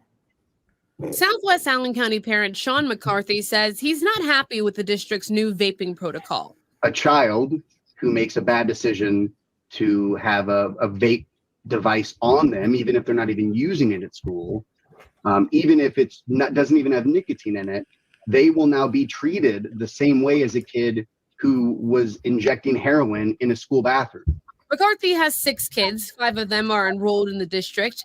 He believes the policy could be harmful to a lot of kids who may not know better. Maybe they're not even vaping at school. Maybe they're vaping out of school and they just brought it with them for some reason. Not a good decision, but kids do that sort of stuff. So now that child is going to be suspended, potentially expelled, and if they aren't expelled, they will never be able to play football, do theater, any of the things that make them feel a part of the school community. McCarthy says he was the only parent to speak at the meeting last night, and he wanted the chance to give his input before the board voted. So you sign up to speak at the meeting, and you don't get to speak until the vote has already occurred. And the very frustrating part of this is there was literally no discussion. He says he wants the board to allow for more parent input during the meetings that could help before decision or change is made. So something like this deserves a lot of smart people with information and research and backgrounds having a debate about how our kids should be handled in this. So I would say that you should probably have a small committee for discipline changes, especially discipline changes that are this severe. McCarthy encourages other parents to reach out to the board about the policy. He hopes that that will influence them to revisit the decision. Ariel Cadet, ABC 21. So they're saying if you get caught with a vape device, pen, pod, whatever, that's the same thing as if we caught you with an illegal illicit drug. Yeah. And you will be punished accordingly. And like I said, this is a direct result after all these years of fear campaigning, getting all the parents to clutch their pearls and be afraid that little Johnny is now a nicotine addict. They're now punishing these kids. We know, Mike, that people that use nicotine, especially kids, they're doing it because they're depressed. They're doing it because of, they want to fit in. They're doing this because they may be neurodiverse and not know it, and that nicotine makes them feel better. Many different things. Instead of addressing why, they're going straight full on, let's punish, instead of trying to solve the problem. Okay, here's a question. Kid caught with a pack of smokes. Does he get the same thing? I would assume. Right. They didn't say.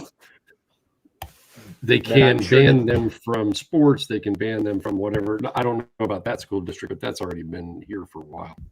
Right. The reasons for use in high school are: number one was peer pressure, number two was curiosity, number three was mental health, anxiety, depression, and stress. So those are the three top reasons they were vaping in high school. Yeah. All 3.1% of the daily users. So every one of those things should be addressed. Obviously, peer pressure, that's easily addressed. Sure, absolutely. If you're not doing it because you're getting something out of it and you're just doing it to look cool, you can address that in an education. You can address that. That's no big deal. What was the second one? Tobacco control's job. What was the second one, Kevin? The second was peer pressure, curiosity. I was curious about them. 47. I wanted to see what it would do. Okay. And mental then health. Number three is the mental answer health. The answer they has to be addressed. Right. I was/am feeling anxious, stressed, or depressed was one of the answers that they could choose, and that was third at 25%. So 25%. We know that 40% of all cigarettes purchased are purchased and consumed by people that are suffering from mental illness. Right. And that's an all-encompassing umbrella of neurodiverse, mental ill, depressed, ADHD, all that shit. Now you're talking about kids taking a survey, and today, I think it was, that kids are confused about the survey. So were they answering these correctly across the board? But on these specifically, are they afraid to say they have mental health problems because of the pressure? Well, of course they are. Exactly. So and how some of them accurate don't is know. this bullshit? This could be 100%. We've had Skip on the show. Skip was diagnosed with stuff late in life that she was probably suffering with her entire life. Right. So if this is truly about the children, this is the issue that they should tackle first, but they don't. Yes. Anyway, that's my. If we want to be a caring society, yes, we need to be caring. We need to care about our fellow humans. The first thing I am today, along with the kids as they grew up, now I don't like them, is an advocate and legal counsel for my grandson. Period. And but I mean, you know yourself. You have a kid that has diagnoses, and I had two with him. Most diagnoses. I myself have multiple. Skip has multiple. We had wonderful Skip on the show with Richard Pruin. Both of them have some pretty encompassing diagnoses. And Mike, if you did not see that show with Skip and and You Richard, need to watch you that must. show if you did not watch that show. It's a required show for you. I think you would enjoy it. That is the best show that we've ever done. Yes. Yes. Far and away. Yes. And we've done some amazing shows. I mean, we've had some amazing, awesome guests. That show will always be my favorite. See, in the comments, Skip said she was diagnosed when she was in her 60s. Yes. But she started smoking when she was 10. Right. Like I said, she was I- probably Go with it, suffering Mike. then. Go with it. I have such a hard time wrapping my brain around people beginning to smoke at such a young age. Right. I didn't start until I was 19. Kevin started was nine. smoking when he was like Oh, 9. or Kevin and I something. have spoken about this a few different times. And Oh, when yeah. I started when I was 12. So what the fuck? Right. And I loved it. Well, sure. That's the thing. What things am I undiagnosed with, possibly? Or Well, my if you wife? look at all the Or- things that your kid is diagnosed with, you're probably Sure. Yeah. You've probably got some antecedent stuff going on that you probably maybe Didn't not know, wasn't aware, as yeah. bad as his are, but that I combines dealt with with your things wife. in a different way, right? And Yeah.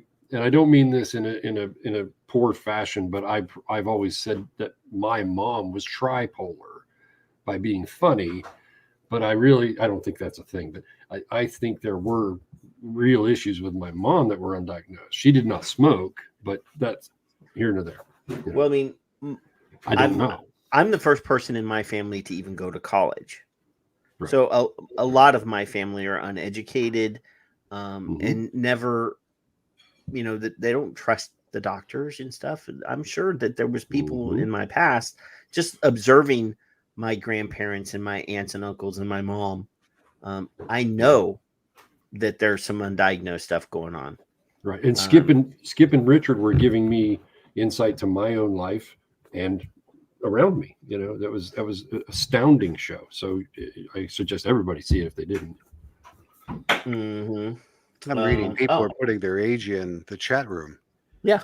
Oh, are they? Victor's, Tom, both at 15, David and Homicidal at 12, Steve at 10. Yeah. It just blows my mind. So and I didn't lead a sheltered life by any I'd means. like to see if you guys are doing that just for our own fodder, your age and why, like peer pressure or curiosity or possibly the mental health problems or whatever you thought. Here's the thing though, is at 13, did Peggy know that she was smoking because of stress or whatever, or at the time did she even acknowledge?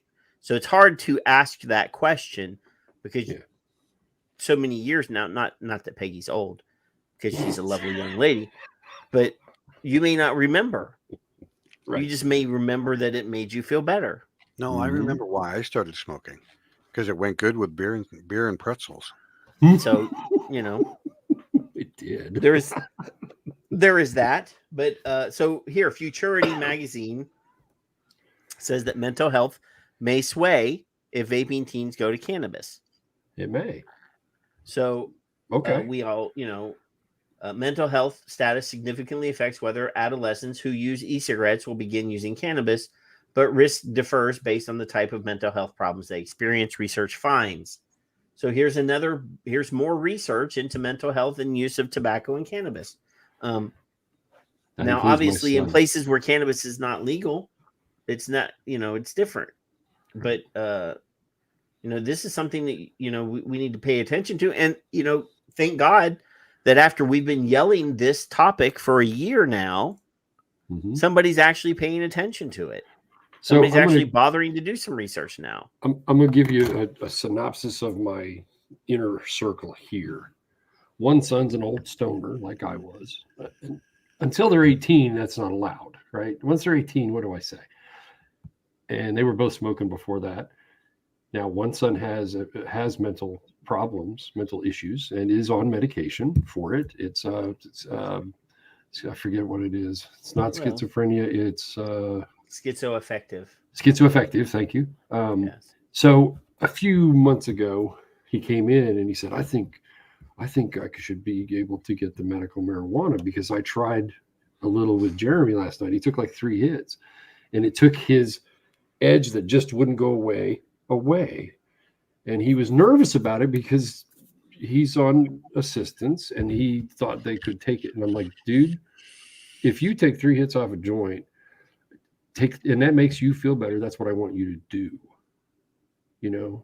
So in his mind, he thought because it's bad, and I said it's not, that it shouldn't be done. And he did it anyway. And he was honest with me, and that was that. And who am I to tell him not to do something if it makes him feel better? So I'll just leave it at that. You know, and we had Richard on the show. Richard has some severe mental illness problems, and he is managed with some medication and nicotine, right? If your son is managed, if his symptoms are managed with medicine and pot or medicine and nicotine or whatever, what makes his quality of life better should be the only measurement. That should be it. I mean, I'm not here to talk about cannabis. I'm not. That's not what this show is about. But as a human who cares about other humans, I will spend a moment and say, if it helps you, there should be no hurdles. There should be no barriers. There should be nothing to prevent you from being the best you. Correct. Right? Yeah. I mean, we're not here to advocate for pot. I can't use it, so nobody else should. Not that. I'm not that big. I am a dick, but I'm not that big of a dick. No, I mean, even if it was legal where I live, which it isn't, I still would not be allowed to use it because of my profession. Right. But you know, if I have patients, and I actually have some patients that do stuff they're not supposed to do. Well, if it helps them, I don't care. As long as they do it in front of me, I don't care. Yep. Well, hell, Troop says, didn't one of our past presidents use meth? Do we want to talk about that? I mean, half the meds that the kids in the United States are on are meth derivatives. Right. I don't know if you know that or not, but most of the ADHD meds are all meth derivatives. Huh. Did you not know that, Mike? No, I did not know that. And one of my kids was diagnosed with ADHD and was on medication for a while. Me too. Bipolar, ADHD, obsessive compulsive. You figure that shit out. So I'm just saying, you know, what makes people work better? Now, a lot of the medicines for bipolar, a lot of medicines for schizoaffective, a lot of the medicines for a lot of these conditions fill your head with fog. Right. Yeah. They make the entire world seem numb to you. And there is a reason why people that have those conditions are hesitant to use those meds, because it changes the entire world. It just doesn't affect you. It affects how you interfere and interact with the world. And you are in a fog. You are less of yourself. So I get it. I wouldn't use any of the medicines that they tried to make me take. I wouldn't. Yep. So I admit that I could be a nice person, but I'm not gonna. And Troops talking about kratom in the show, in the chat room. I know people that took kratom and had to go to the emergency room. So we don't talk about kratom because it's kind of sketchy. It is what it is. Hello, Janine. Janine is back. Everybody say hello to Janine. I saw Peggy in there too. Janine said she would be gone for an hour, and she was gone for an hour and 40 minutes. Not that anybody was counting. I was. I missed her the entire time she was gone.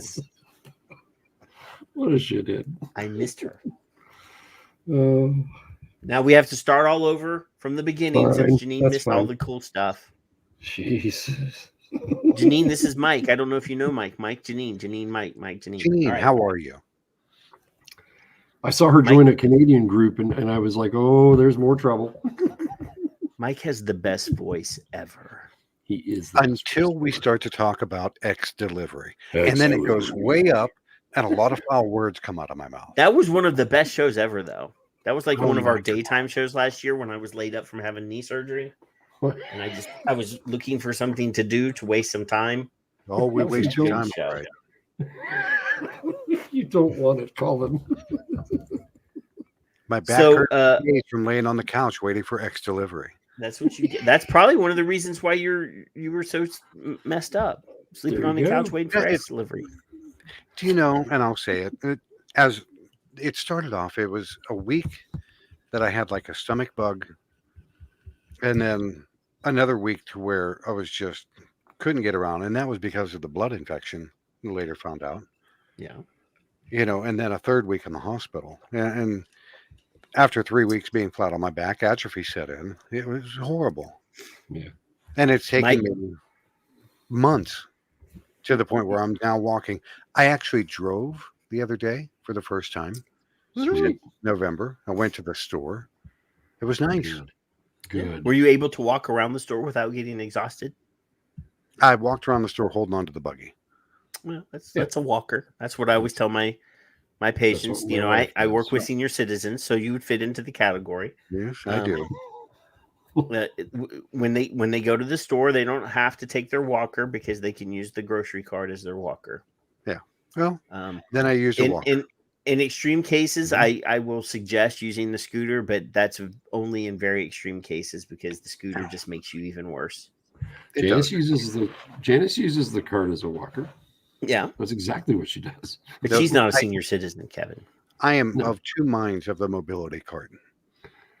You see a lot of people that use them are like 5 times my size and just massively obese. I had a 600-pound patient who had a special order scooter that was as big as my car at the time. I had a little hatchback. I am not exaggerating. I call those things cattle carts because that's what people are. They're When she would drive it down the aisle at the grocery store, she took up both lanes. Wow. And have you ever seen a toddler walk? You know, when they do that sort of like Russian walk, like they're taking really fast steps because they're controlled fall. That's how she walked when she got up. Right. She literally, and I'm sorry, I'm not, I'm not being an asshole, but she was at the grocery store. The wind, like she got up, she parked her scooter behind the thing that she had a lift on the back of her Suburban to pick up her scooter. And the wind, she forgot to turn it off. There's like an off button. She forgot to turn it off. And when she got up, the wind gusted and the joystick control got in her blouse. And then it actually started backing up and it pulled her down. And it took 8 fire department guys to get her up. Oh my goodness. Now I'm a fat dude. Don't get me wrong. I am not making fun of somebody for being fat because I am fat. Don't, You say that. Here's the funny thing. No, but I don't use a scooter. When I got out of the hospital, they wanted to send me to a rehabilitation hospital. Yes. Which hindsight says, yeah, I should have gone. For 20 days. That's all you're going to get anyway. But I said, I want to go home. So the doctor said, okay, you've got to have the port in your arm so we can give you intravenous injections of antibiotics to make sure the blood infection is dead. I said, that's fine. But when I got in the car, I could hardly get in. And Alex has a big 1996 Roadmaster station wagon, huge car. Is that one with the plastic, the fake wood panels in the door? Yes, Okay. I've got a 92. He's got a 96. When I got home, I couldn't get out of the car. And I was in such a position that neither Shelley nor Alex could reach in to help me get out of the car. Yep. And I started to cry because I'm like, I'm home. I can't even get in my own house. What am I going to do? So I called the fire department and the chief answered the phone. And he said, I've got 2 able-bodied men. They'll be to your house in a couple of minutes. Thank God. I hung up the phone and cried out of relief. The guy that came, there was a guy that was older and big, long, shaggy beard, but the guy that came over to the car to help me out couldn't have come up to here on me and was half my size. And you thought there's no way. And I'm looking at him going, dude, you're going to hurt yourself. You're just flat out going to hurt yourself. He goes, give me the biggest bear hug you've ever given somebody and hold on to my jack with both hands. He goes, I'm going to lift you out of the car. Now, right over here is a specialty chair, kind of like a dolly with wheels, and here's a chair. We're going to get you in the house. And I said, I don't want you to hurt yourself. He goes, I'm not. Nope.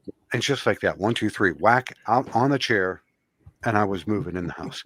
I've seen 95-pound female therapists transfer 350-pound dudes. It's not about size, and it's not even necessary. See, here's the thing: a lot of times my patients will tell me I can't.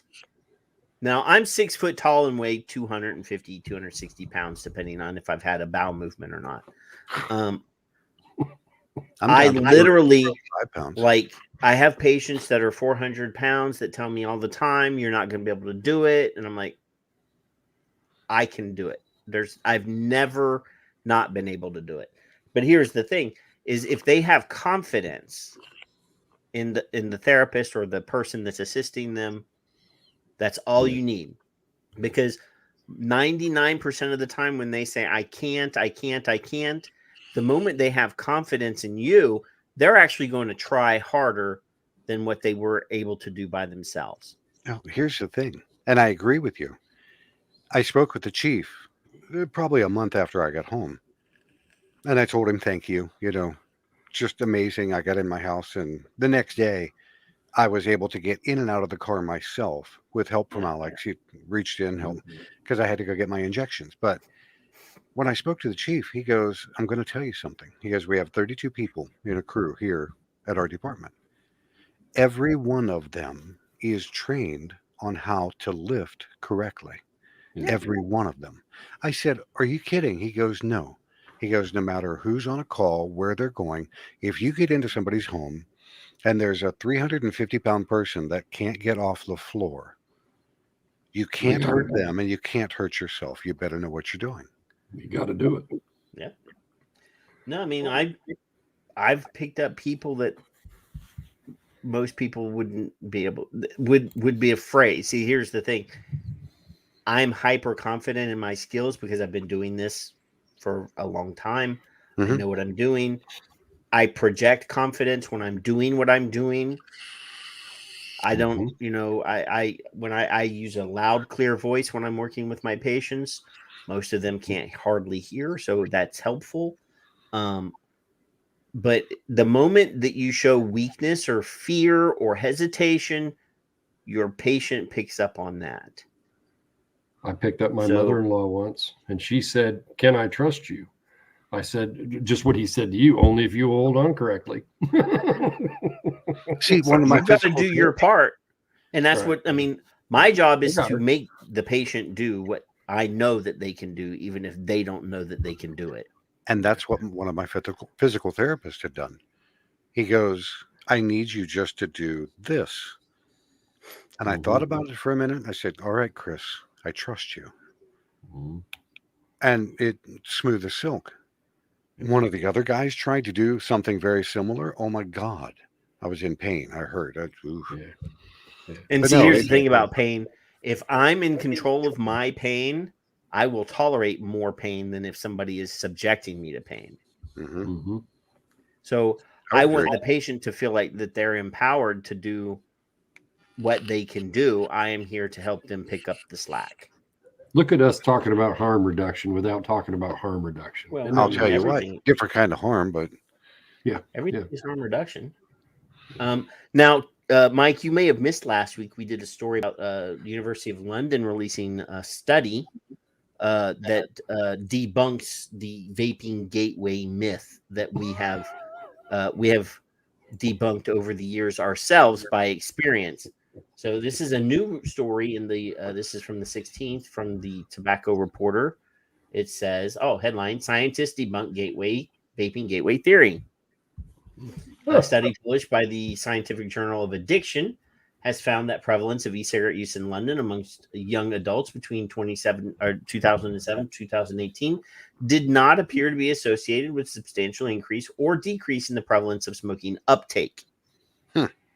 So what they're saying is whether vaping went up or down, smoking didn't affect smoking.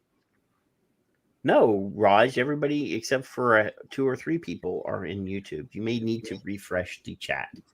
Several longitudinal observation studies have previously pointed towards a possible gateway effect, between initiation of e-cigarettes and later use of cigarettes in adolescence. However, these findings may reflect shared vulnerability such that the same young people who would try e-cigarettes would also more than likely have smoked cigarettes. Kids experiment. Yep. Kids at risk, kids in a stressful situation, kids with mental problems, all those kids are going to experiment at higher rates. And whether that's experiment with illicit drug use, whether that's experiment with sex, whether that's experimenting with driving their car very fast, kids will push boundaries. Kids that are at risk push boundaries harder. Period. More than likely, those kids that are vaping would have smoked, and God forbid, I'm gonna agree with the professor that Mike mentioned earlier from was that Ray Nyora? Yeah, Ray Nyora from New York University School of Public Health, and say I will never say I will never say that kids at all should be using anything at all, but I am glad that they're vaping and not smoking. Well, you're also agreeing with the Iowa Attorney General, Tom something, who said, I forget his last name, Tom something. Wow. Who said, and at my harm reduction, I don't know her name offhand. Tom, the Iowa Attorney, I'm having trouble tonight with that. Oh my Attorney God. General said, and I don't have the quote in front of me, that why would you deny harm reduction to children under 18? My harm reduction said I'm okay with kids vaping because it's harm reduction. Now, you may or may not agree with a 16-year-old doing it, but if he's or she's already smoking and then they switch, change, then you kind of do. So it's always been a fine line and a big ass elephant, and who cares? I don't care. I ain't scared. No, I'm just sitting here thinking, because Patrick had turned around and asked earlier, why they're not addressing mental health issues in school and things like that. They don't want to talk about it. They hardly have enough funding to get enough textbooks for everybody. Because everybody goes, no, we're not voting for another levy. No, we're not voting for a new tax. No, we're not. They don't have to spend any money because they already pay people. They have, every school in America has counselors already. True. Guidance counselors. I would agree. Part of guidance counseling includes psychological assessment. Okay, so we have a boatload of people that are just too lazy to actually do their job. Ding, ding, ding, ding, ding, ding, ding, ding, ding, ding. Michael, I agree. I concur, in fact. So we have parents that don't want to parent. We have guidance counselors who are not guidancing. And we have tobacco control experts who aren't experts. So it's a clusterfuck of reality that we impose upon you, sir. It's all a big clusterfuck. When I was in school, our guidance counselors were worthless. Mine was a stoner. Our guidance counselors were only talking about what you're going to do when you go to college. Yeah. Why do I want to go to college? In junior high, what is the junior high guidance counselor doing? We had guidance counselors in junior high. Yeah. They counseled you on why you shouldn't swear, mm-hmm. why you shouldn't pinch girls' butts or boys. Mm-hmm. never pinched any boys' butts, but I pinched some girls' butts. I'm not gonna lie. And you had the auditorium, the obligatory auditorium thing for the drugs, and the Nancy just say no for our generation at least. We had that. Reagan was not president while you were in school. You already graduated by that time. Fuck off, dickhead. All right, lying Kevin, about. what year did you graduate? Me? Yeah. 86. Should have been 85. But I was a fuck up. Did you get held back? I sure well, I didn't graduated go to school for a year. 1990. So. Good God, you're a baby. What year did you graduate? 90? Yes, I graduated in 90. Just a baby. I'm like Kevin. I graduated in 86. You're as old as my stupid ass brother. Well, there's a healthy comparison. I was going to say that was an awfully sideways ass. Yeah, stupid ass brother. Let's get him, Mike. You're also the same age as Faith Hill because she graduated with my brother. If you want Loyalty by association. Jennifer Aniston and I are about the same age. She never returns my calls. Well, she's getting more work done. Oh, how snide am I? Oh, maybe so. I would have been. No, I'm not going to read that. Janine says 1976. I was 4. Mallory is 7 years younger than me. That's when I started smoking. Oh my God. Well, I don't know. I can't. I was gonna, if anybody in the world other than Janine had said what she just said there, I would be able to. I would clap on that and say something mean, but I won't because I love Janine. No, guidance counselors were too busy trying to counsel kids on how to get better SAT scores. Mm-hmm. Ours didn't even do that. Oh no, everybody in Well, our it was school selective. all about going to college. Yeah, wasn't for me. My guidance counselor never even did that. Mine the only said you kids should that got join any the work guidance program. counseling from my guidance counselor were probably the cheerleaders. Mine said you need to go into the work program, and I went, "That's a good idea." 2 periods a day, and out the door I went. Yeah, I went. Here was my thing: is I had so many credits my junior and senior year. I only had to take like 3 classes each year to already have all of my college requirements. So I went to Votech and did drafting for 2 years. Yeah. See, because I wanted to be an artist anyway. That was the closest I could get to drawing. So in our area, if you were going to the Votech school, it was seen as only burnouts and weeds, and it wasn't a place for. No, we had like a nursing program at our Votech. You could get your LVN. Ours was the same, Mike. It was classified as that anyway. Now, Mike, did you see the artwork that I created for the new Son of Liberty Radio fight the mind control menace T-shirt? Did you see that yet? No.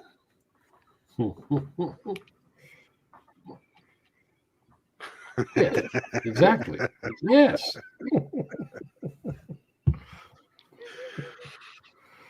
That T-shirt design is available at the Teespring. We'll take a moment and do the commercializing part of the show, because I feel since Al was in the room and I didn't do it earlier, I should do it now. The fight the mind control menace tee is available at the Son of Liberty Radio Teespring store. These are priced to give us like $1.50 per t-shirt, so we're not making a whole bunch of money on these, but I think it's so cool that we need to get it in as many people as possible. It's available in several different t-shirt because the sizes are not. So the comfort tee goes all the way up to 5XL. I know that somebody is always asking for 5XL. So It's available in different shirts, different kinds of shirts. There's girl shirts. There's a tri-blend that is a pretty soft tee. But also all of the collaborative products from Vape Band are still available. The cluster fuck, if you look behind Kevin, the hashtag cluster fuck Vape Band comes in 22 and 24 millimeter glow in the dark white vape band, and the awesome Hoist the Black Flag Sound of Liberty Radio wrist bracelets are available as well. Kevin has the glowy and the darky version. sonoflibertyradio.creatorspring.com. Yes. What? Oh yes, Teespring. And all of the other Teespring designs are there. The new and improved nicotine t-shirts are there. The this shirt here that I'm wearing right now, the Sound of Liberty Radio tee is there. Help us out, guys. Buy a t-shirt. Cover your naked body with a tee, and also advertise. Or cover that shit up with a T, whichever way you look at it. That would be me. But there is a coupon code, I believe, at the Vape Band store. If you type in Son of Liberty Radio without any spaces, you get 30% off. Go in and give Andrew some business. Andrew. And thank you, Judy G. Yes, and Judy G will be able to distribute a few of those around her circle of friends, because Andrew has finally gotten into contact with her and is sending her some free ones so that she can be forever immortalized in glow in the dark. I don't know what they're made out of, vinyl or latex. Silicone. Michael, did you know the clusterfuck quote? Were you familiar with it? Okay. Oh my gosh, you don't know about clusterfuck? Oh, let me. Here it comes. If it's topical, and I'm assuming you know Judy G already somewhere on Twitter, but I didn't know that either. Judy G is our friend on Twitter, and she was at the event where Amanda gave the amazing speech in London 6-8 months ago, or whatever. And after she spoke, she had some comments and questions. So let's play the video real quick. To see what America's going to do to this, I'll use my favorite word again, clusterfuck, clusterfuck, clusterfuck, clusterfuck. So we were playing that video during, and we live edited that video while we were on the stream. And tweeted it, and while we were there, Andrew was in the chat room. He's like, "Let's make a vape ban," and I was like, "Okay." Bam. Inspired by this lady across the pond. And, if you look at her, Mike, look at her. She looks like anybody's older sister or aunt. Look at the guy holding his head. That would unassuming and very polite looking woman. And then she says this. I'm dying to see what America's going to do. Now, if you pay attention, so this lady here, you can't see my cursor. The lady behind her right shoulder with the red hair, she's got a grin on her face already. She knows that shit's about to go. And the guy beside her is got his head down, like, shit! He's covering his face. To this, I'll use my favorite word again: clusterfuck, clusterfuck, clusterfuck, clusterfuck. I just love that woman. Now that's not funny, because that's not funny. No, of course not. So after we did that, she tweeted, she said, I always wanted to be remembered for something. I thought it would be, getting a Lifetime Achievement Award or something. And this is what I'm going to be remembered for. Oh my goodness. We love Judy. At least people will remember the context. But it's not funny. Well, and to be fair, Amanda had just given a very rousing speech. Yes. She had just given a very rousing speech. Followed by a senior citizen that says clusterfuck. And she was asking Amanda. That's who she was talking to. She was asking Amanda. Because they were talking about the blanket denials of PMTAs using the fatal flaw error that I had called out and announced to people 6 months in advance that it was going to happen. Nobody can deny it. I have it on record. I told everybody they were going to do keyword searches and find the one thing that every PMTA was lacking, and they were going to deny them all based on the fact that none. I mean, I think we people said that I was making shit up, that I didn't know what I was talking about. See, I that's was right.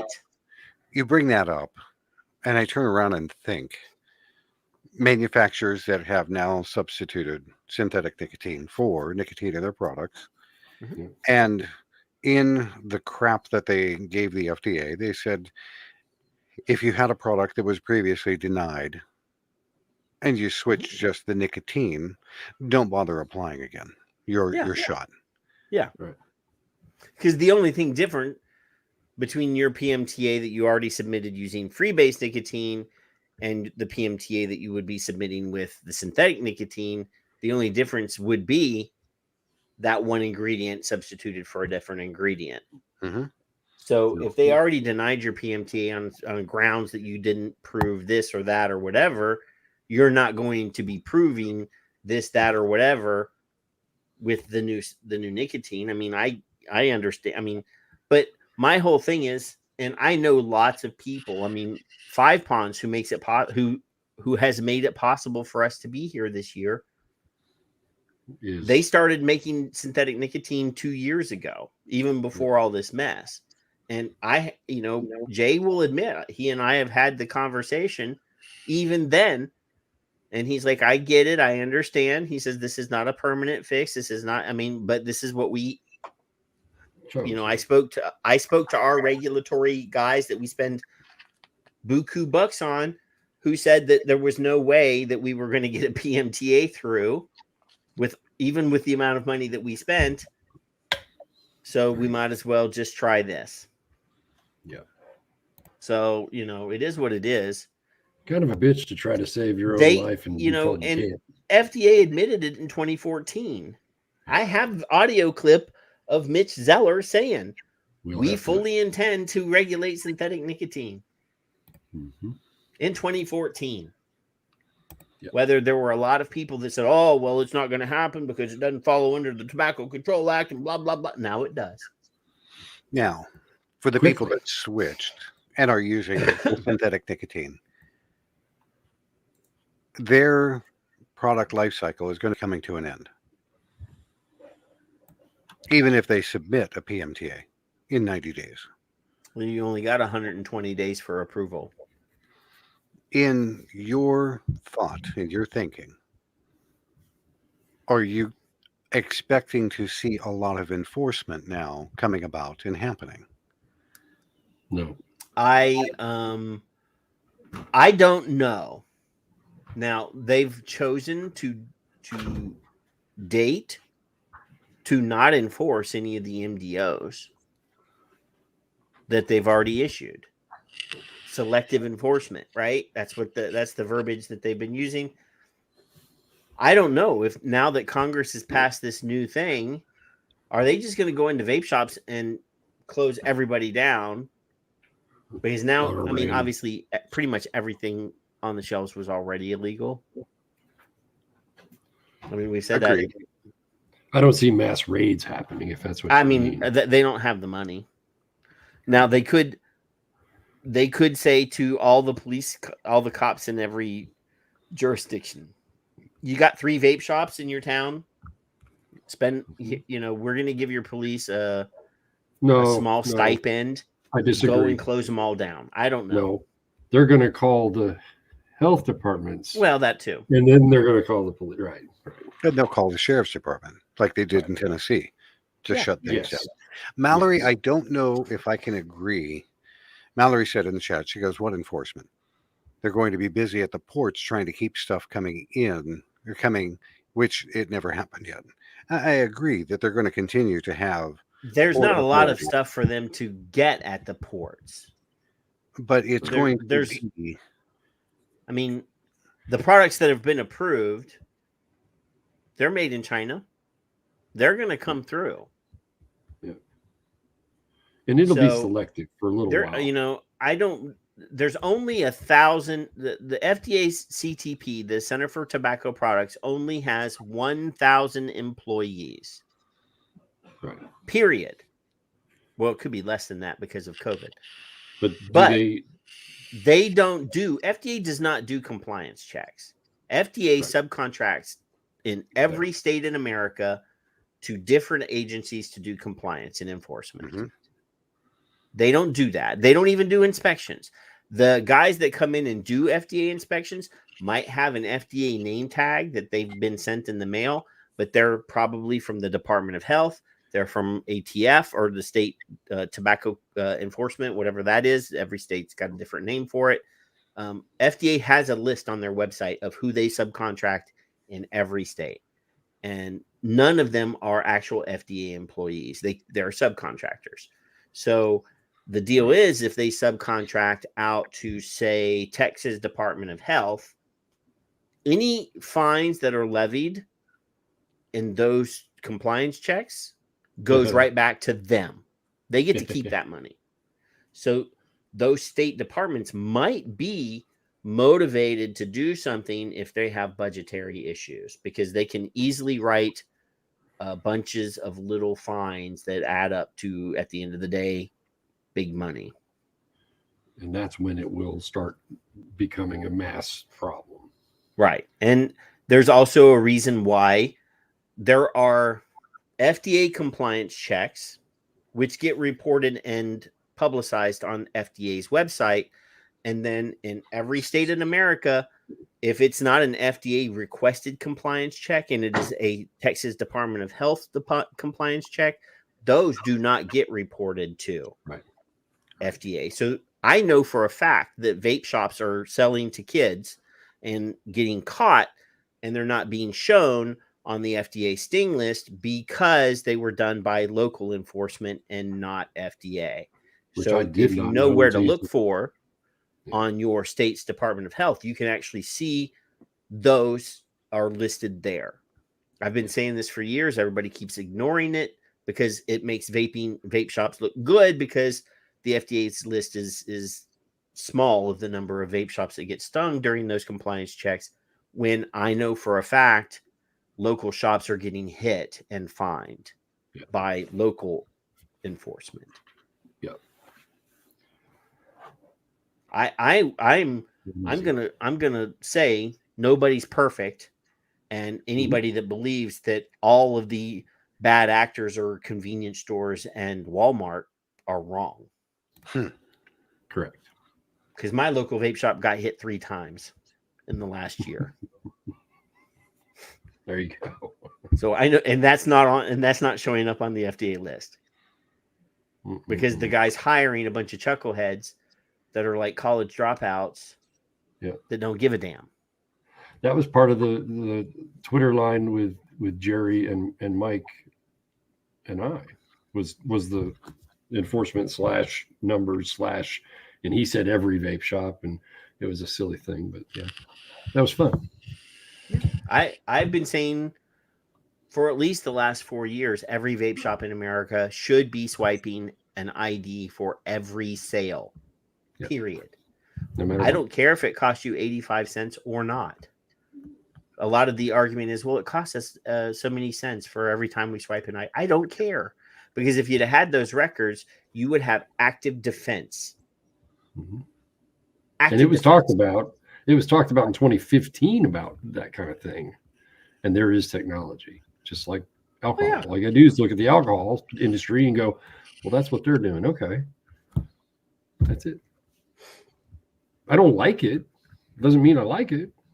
I just think, if I go to a convenience store, convenience stores are awesome for buying cigarettes. They swipe an ID for every cigarette that gets sold. Yep. Now, mom and pop, I'm talking about big chain convenience stores. Mom and pop, like bodegas, maybe not as much. But every, like Stripes, Valero, 7-Eleven, all the big ones, everyone. Doesn't matter how old you look. And if it's the law, it's the law. If you have to ID, you have to ID. It should And be across there's the a board. simple no matter little what. box that you check in your POS software that activates that the sale will not complete until you swipe the ID. So there, it makes it very simple. Every POS software that I've looked at has that block. All you have to And do is hit that little checkbox. I can't complete the sale until I swipe an ID. That means that every employee would have to do it, and you wouldn't get fucked. Yeah. And But it's probably too late a now. 90 it's probably We've got an a epidemic 99 now. 90 now. That's not funny. There's probably a 99% success on that. There may be a 1% off, but you can't. If you have the swipe, doesn't matter. You go. have an active defense. In Texas, we argued when we were lobbying for the T21 that the only legal defense that you have is an active legal defense is to have the ID swipe. So talking to your lawmakers in your local community is a very advantageous thing. What can we do to A, keep ourselves in business, and B, keep it out of the hands of X? Hey, Mike, are you still in business? No. So Mike had a vape line, 2 Stone, and he's got fucked and run out of business because of all this nonsense. Yep. Skip, same thing. Yep. Skip Troop, mostly he's out of business too. James has one I know of. Well, no, I'm just talking about the people in the chat room that we can actually point out right this minute. James is not here tonight. Yeah. James came last week so that I would interview his Congress guy, and he's blowing us off tonight. See how that is? Last week, James Jarvis came in the chat room, Mike, and he said, "Hey, you should interview this guy." And I was like, "Okay, in Toledo, we'll give me his contact information. We'll talk, blah blah blah." And he's like, "No, he wants to do it now." And this is a Trump guy, and I've been fairly critical of Trump on the show. I was like, okay, fine. But the guy has a gonzo awesome campaign ad. Yeah. I'm a gun guy, and half the commercial he's walking through this old beat up warehouse with an AR-15, and he's making, a lot of grandiose bravado statements and stuff. But I'm like, yeah, this is hilarious. See, you say guns, Ohio just passed. They don't need a permit for concealed carry now. Constitutional carry? Is it concealed? Permitless concealed carry or open carry? Permitless concealed. No, I don't like that. Well, it gave us some of our constitutional rights back. I'm not a big fan of it. I have a concealed carry permit. I went through all the necessary rigmarole to get that. As did I. Yeah. I feel like I'm fine with open carry because I can see that, but if you're hiding it, I think you should have to go through all the rigmarole that I went through. Background checks and all sorts of criminal history checks and classes and See, my fear and worry now for Ohio, and this is way off a vaping topic, but my fear and worry now is this is going to do nothing but push more of the red flag law bullshit. Right. To where your neighbor calls, he's carrying a gun. He's not mentally stable enough to have a gun. Well, the next thing you know, you've got a no-knock warrant and 15 guys come storming in your house like stormtroopers. I think there should be a rule about no-knock warrants, especially when talking about firearms cases, because if I'm law enforcement and I'm going to talk to somebody about a gun question, like we got a complaint about a gun, I'm not going to want to do a no-knock warrant because I know that guy has a gun and I'm going to startle him and he's going to shoot at me.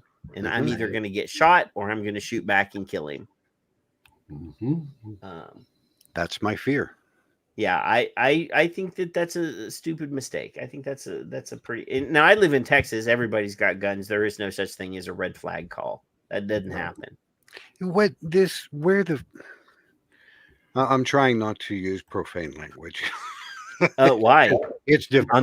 On this show. It's preferable. Yeah, but here's the thing, Kevin. Remember, in Ohio, in every pickup truck, you saw a gun rack with a 12 gauge and at least a 30-06 or a 22. 22. Where the fuck did we go wrong? Right. What happened? Psychotic nanny state? Oh no, wait, that's not it. Anyhow, there's years ago, driving cab, it was called prudent man law. You could carry concealed in the course of your business. That's what I was under. And then they took that away when they gave you the right to mix on words. Now let me stop you for a second, Kevin. Yeah. Our Constitution does not say the government gives you the right to do anything. All of your rights are provided to you by God. Really? Huh. That's what our Constitution says. Well, DeWine just gave us back some, not all. I don't agree with it completely. I like it. It's a step forward to where it should be, but it's not perfect. Either way, adults have choices. Adults have choices. So speaking of things that would drive you crazy. Okay. I saw this story and I know that every person, boy, girl, man, woman, young, old, they're going to see this story and they're immediately going to reach for their gun. I'm ready. So story, this is, I think, Washington State. Lake Stevens man accused of child sex crimes may have provided vaping devices to victims. That is the headline. So this is Lake Stevens, Washington. Police are asking parents to help find any victims they say may have had contact with a man facing child rape charges. Lake Stevens police arrested the man, 30, on March the 5th. He was then charged with communication with a minor for immoral purposes and attempted rape. Officers say he is accused of officers say the crimes he is accused of happened at a downtown Lake Stevens business where he worked. The man may have given flume floats, a nicotine vaping device, to other victims. Jesus Christ. Now, mentally, I'm already reaching for my handgun and pulling back the slide, and I'm ready to start shooting. You know, this is the worst type of human, and this is not about vaping advocacy. This is just me talking to you about evil in the world. Dave's point, if you drive yourself back up to the top, is the title isn't necessary. It can stop at the word crimes. Well, no, they definitely want to tie child sex crimes with vaping. Exactly. Now they're saying, I mean, subliminally, they're saying people that vape people that vape are trying to molest your kids and make them into nicotine addicts. I mean, literally. And that's not funny. And this is the next thing, you know, now is it going to be guys driving around in white panel vans holding out vape pens saying, get into the van, kitty? 35 adults beat them to it. And I'm just this is how far we have fallen. And not Mike, about vaping. Back to your question, what happened? Right? Yeah. Now, it's that wonderful thing called personal accountability. I am all for people being who they are. I don't care who you sleep with. I love you. I don't. But, and I'm not joking. I'm not blowing this out of proportion. There is a movement in the United States, I don't know if it's an international movement or not, to recognize attractiveness, being sexually attracted to minors as a orientation. Yeah. Now, all of my friends in the LGBTQ, world should be horrified that what they've been fighting for all this time is now going to be sullied by this. Yep. Good way to Oh, somebody kill that. Kill it now. I can't open. Speaking of goodness dumbasses. sakes. They I bring it up and Yep, there it is. somebody please. I can't. I'm not sure if I can do it fast enough. All of my wrenches should be able to do that. Mine's got a load.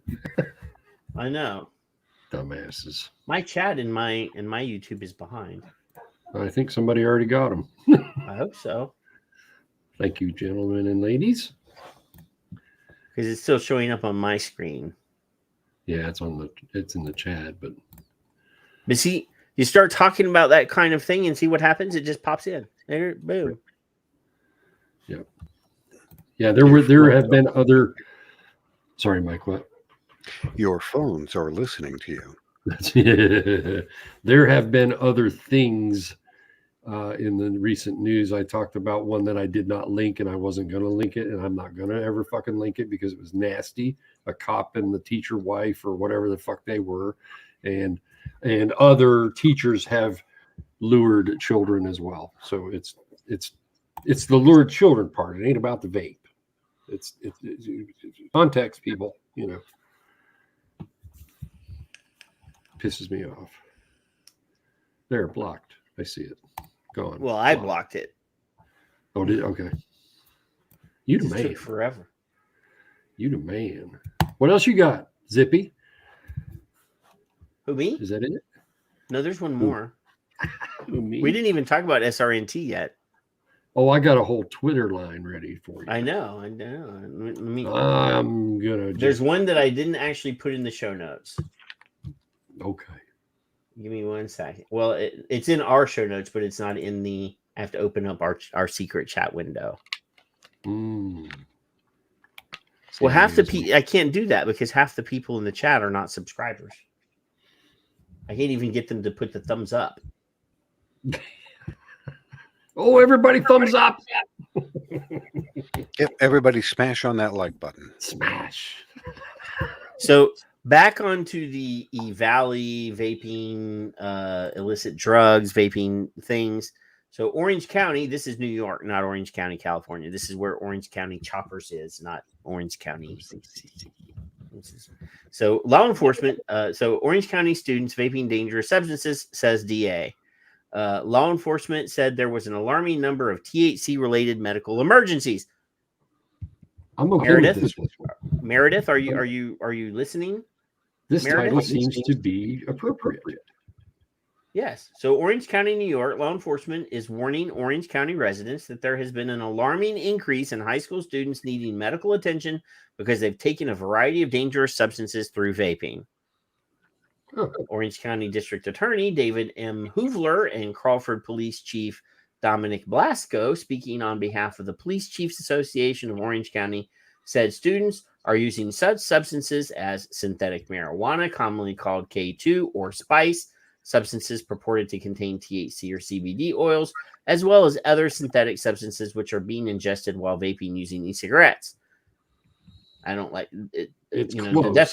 By definition, this should not be included. The word e-cigarettes is nicotine. Based on a recent uptick in overdoses for teenagers who are vaping, officials said it is apparent that high concentrations or other dangerous substances have been introduced into the substances these high schoolers are ingesting. It's inhaling. Ingesting is different. It gets worse. Yeah. Hoover said, for every parent and educator, the health and safety of children and teenagers is paramount importance.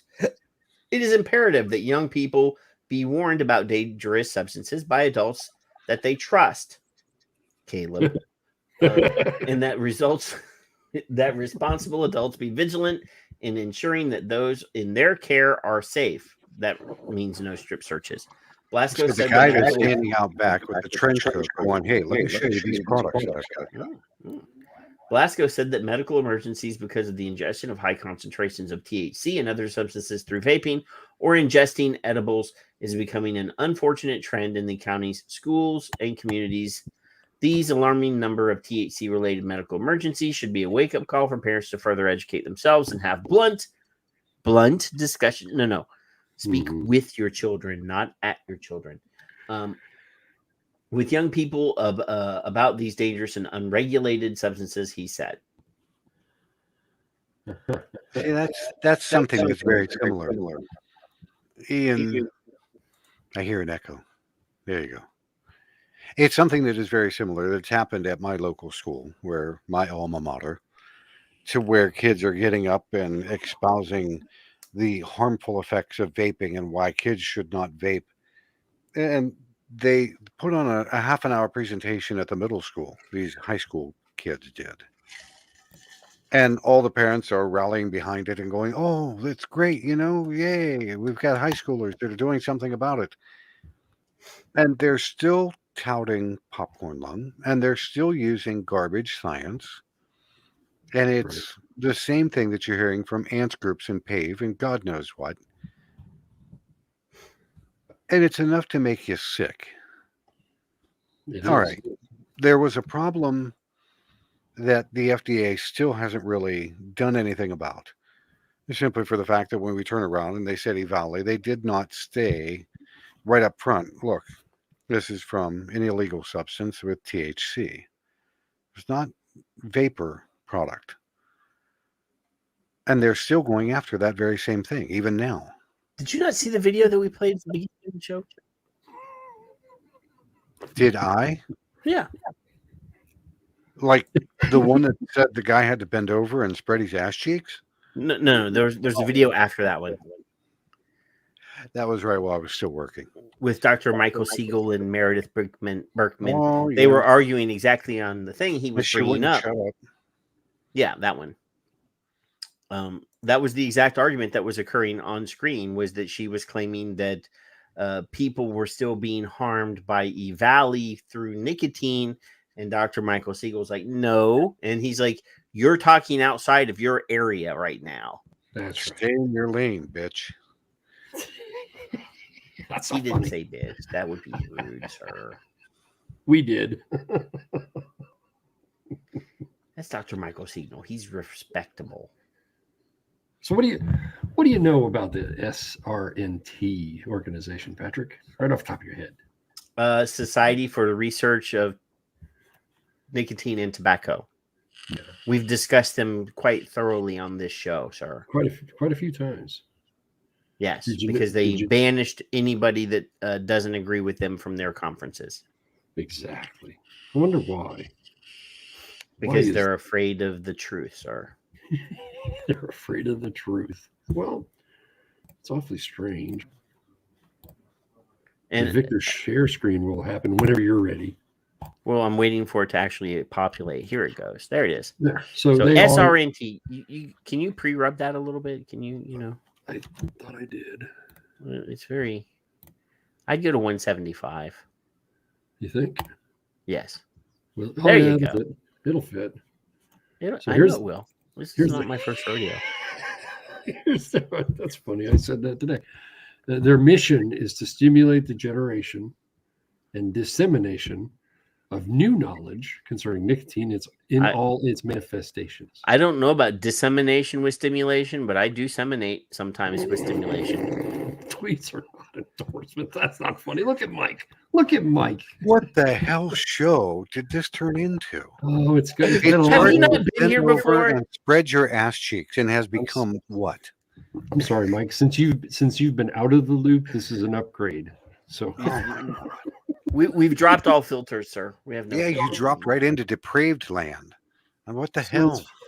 No, sir. No, sir. Call me sir, bitch. So it's always fun when you have hashtags. So we do have hashtags.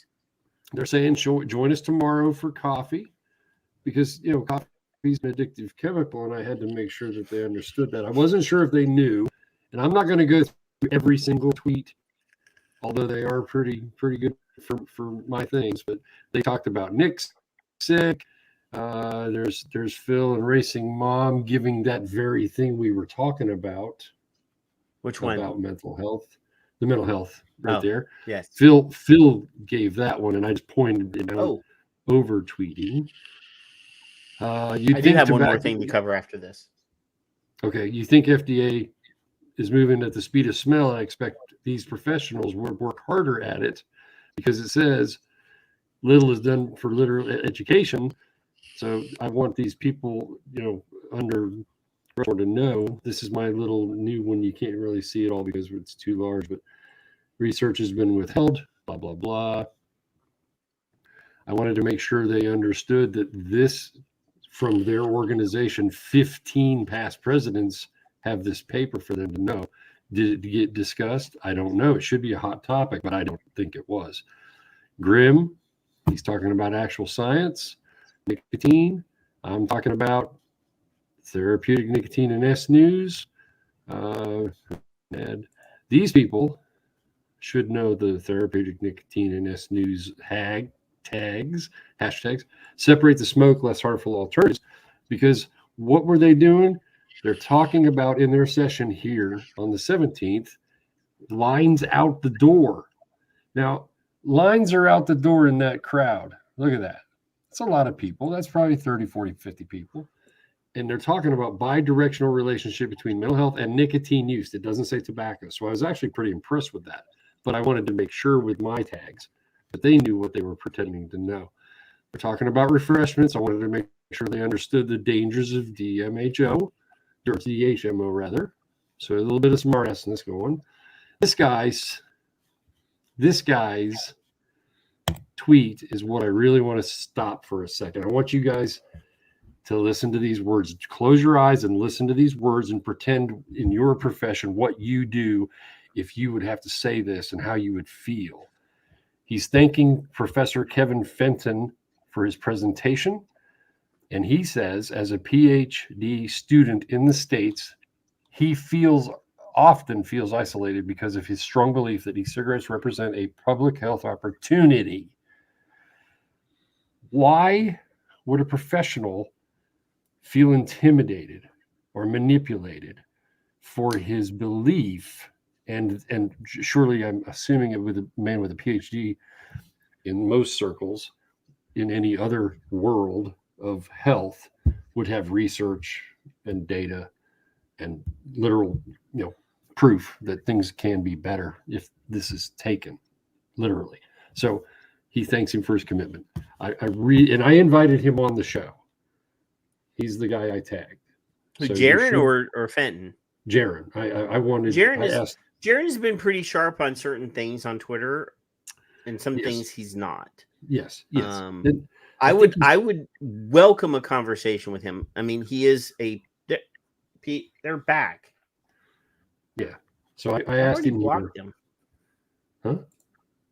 The porn bots are back. Oh, they're back. I already stop being. I said stop being anti-tobacco and you're blackballing discrimination.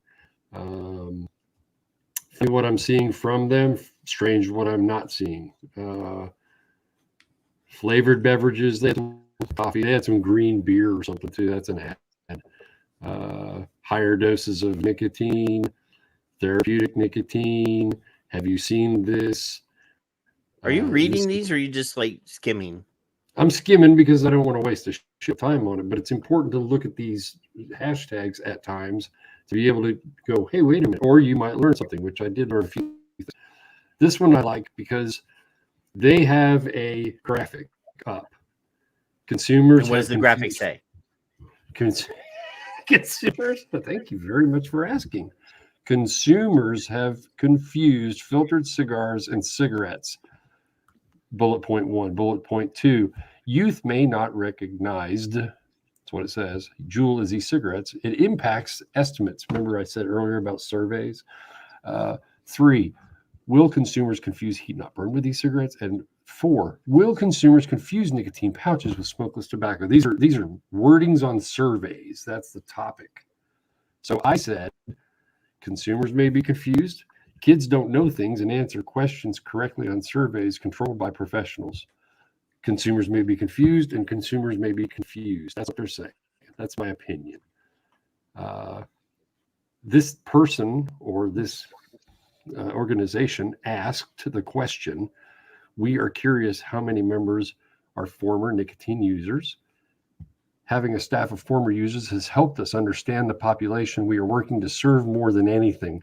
So I'm going to click on that because I had also asked the question earlier, the same basic question.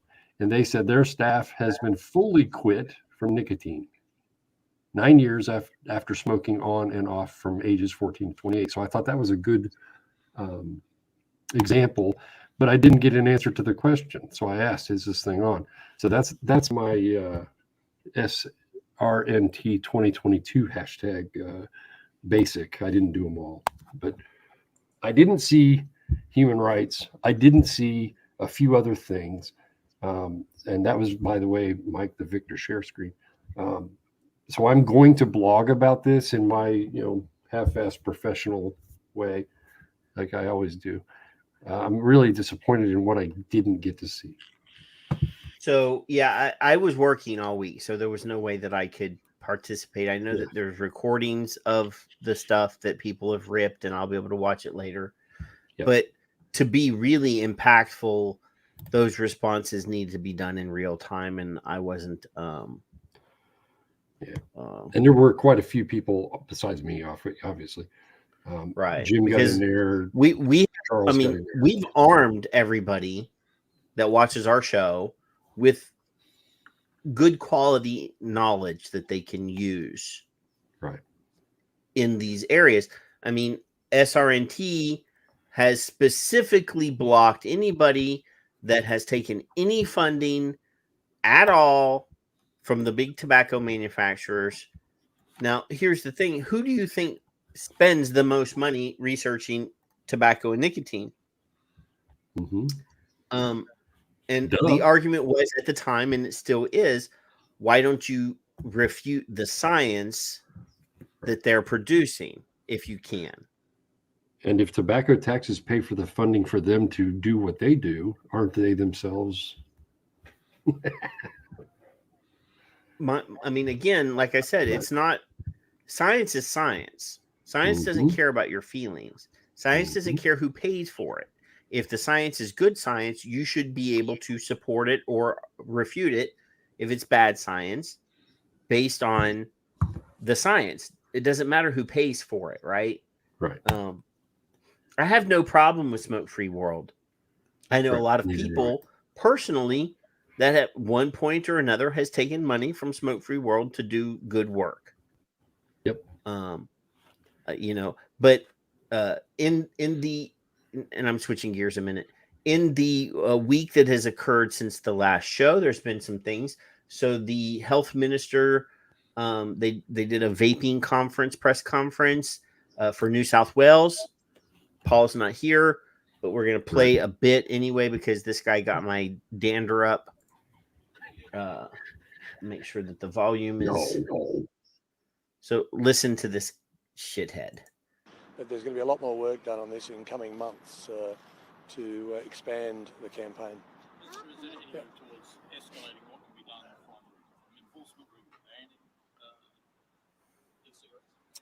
Yeah, given the choice, I'd love to ban them, but it really does require a national approach, and I think that's been challenged at various stages.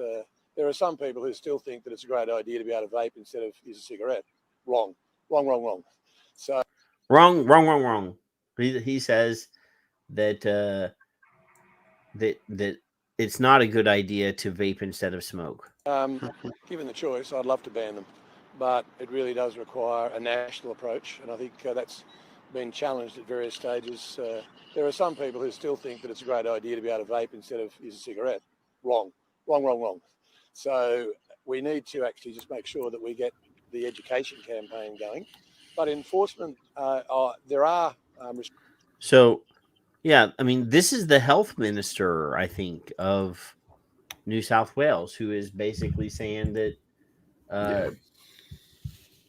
people shouldn't be able to vape because we don't like it. We said so. It's just as bad as poker shoved up his ass. That's better. I was actually looking for something else when that came up. I was actually going to, and I can't remember which window. Maybe I put it here. All right, guys. I hate to say it. I've got to get up and move around. I got to stretch out for a while. Thanks for having me on tonight. Thanks for coming. You know we love you. Every once in a while, Kevin, loves people. And, it's a rare thing. Yeah. Mm-hmm. I haven't called you a cranky old broad, though, so Yeah. I don't have a bra on, so we're all right. When you wear it, it's called a man's ear. Oh. Or a And bro. You know this personally, right? Well, I'm just going off of what was said on Seinfeld. Oh, a man bra Yeah, but is you either came called up with that. You no, came up with that very, very quickly. well, because I watched Seinfeld. I love Seinfeld. It's a good show.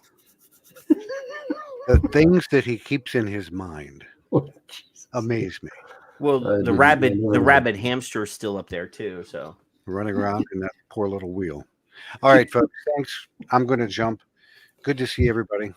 Good night, sir. Be good. Have We'll catch up fun. again Bye. Come back. Bye. Oh yeah. I like Kevin, Mike. He's all right. I'm trying to remember what the hell. New depression stick. Ad. God. You could show the very last graphic I sent you before we. I tweeted it. I sent it in a private message. It was a paid ad. It was showing up on my. No shit. I reported the tweet actually. I did report the tweet as being a lie. And I haven't heard anything back. Of course not. They stopped showing it to me. Peggy, if I could come, I would. They did stop showing it to me because apparently if I report something, they don't show it to me again. They follow up even maybe? No, they never followed up. But the most, I find this offensive, and so that's what feelings are for. Well, I'm a very, and I feel bad because the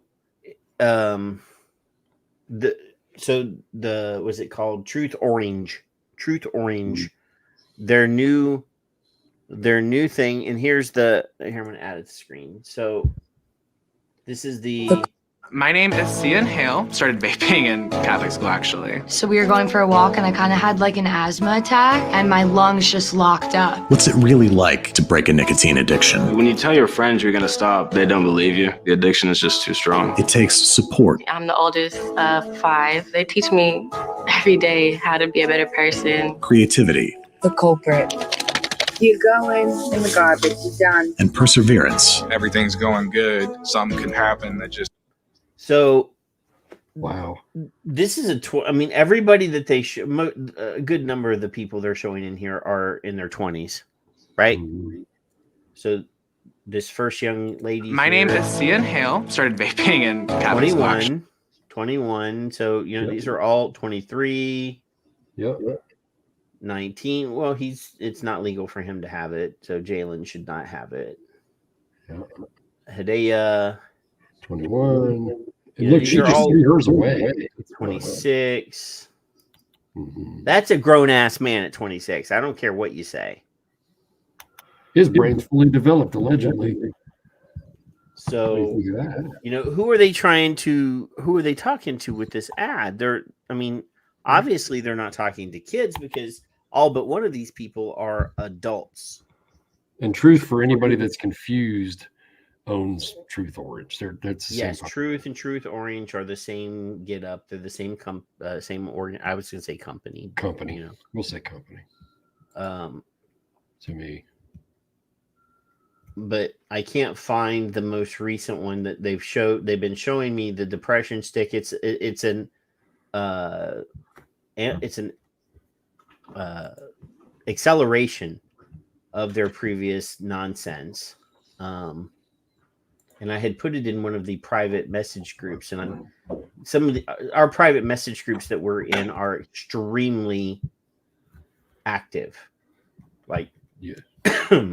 Yes. I can't find it. It really pissed me off. That's one of the reasons why I wanted to talk about it. I like it. And I know that it pissed Skip off. What? She's what? No. Yes, it happened. I still haven't seen a picture current daily today of Mark. Maybe we should ask for one every day for a week. Well, she's probably buried him in the backyard by now. There was talk about getting him, and there's talk about backhoes. And I jumped in there and said, I will not allow you to threaten my friend Mark. I can't click on stuff that you put in. She just chat. linked it to you, sir. I can't. Oh, I can click it over here. There we go. I was going to say, I forgot I had the YouTube window open. You can right click as well on the chat. Not on the one that's on screen. I can't, because if I click on it on the StreamYard, it shows up on screen. Oh, okay. Gotcha. Yeah, that's a screenshot of the actual tweet. I need the original tweet. Hold on. Not the one that she linked. That's a screenshot of the tweet. All right, hold on. That drives me crazy.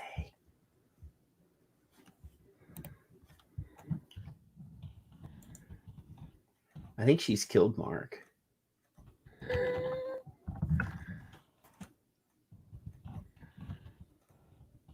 I'm still scrolling. I'm going to find it. I'm going to find it. Hold on. It's just Skip and I are in so many different groups together, and I know I put it in one of the groups. I didn't put it in all of the groups. Here, let's just go to the Victor share screen. As soon as I get it here. Share. The Victor share screen is now active. Brought to you by Victor. All right, so what do I got to do to make it? Well, I wanted you to share audio. You got to unshare it and then hit the share audio button. I just thought of that after I said it. Yeah. So share screen, share audio, clickety click, click. There we go. Now Skip found it's 14 seconds of shit. It's only 14 seconds, but make sure your volume is turned up and then play.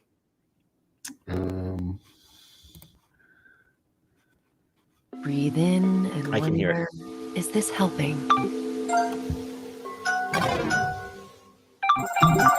Vaping nicotine can actually increase feelings of stress and anxiety. See for yourself. breathofstressair.com. Breathe in and wonder, is this helping? Do I really want to do this, Kevin? Do what?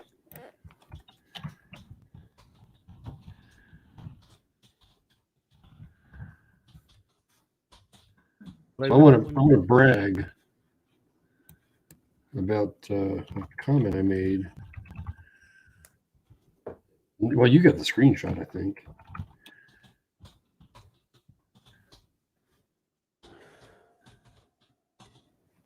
I'm listening. Damn it. I don't know where it is. I have no idea. Well, I'm having trouble with Twitter.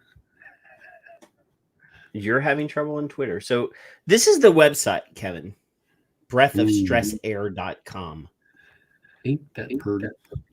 So what does it say here? Some vape companies tell you their products are stress relievers, which is actually true, but nobody is actually saying that. No vape company is saying that because that would be illegal. But really, vaping nicotine can actually increase your feelings of stress and anxiety. Show me the science, liars. So the thing you think is helping, and then they have this goofy graphic that is supposed to, I guess, make kids. I just don't get. I mean, I get it that they're hiding.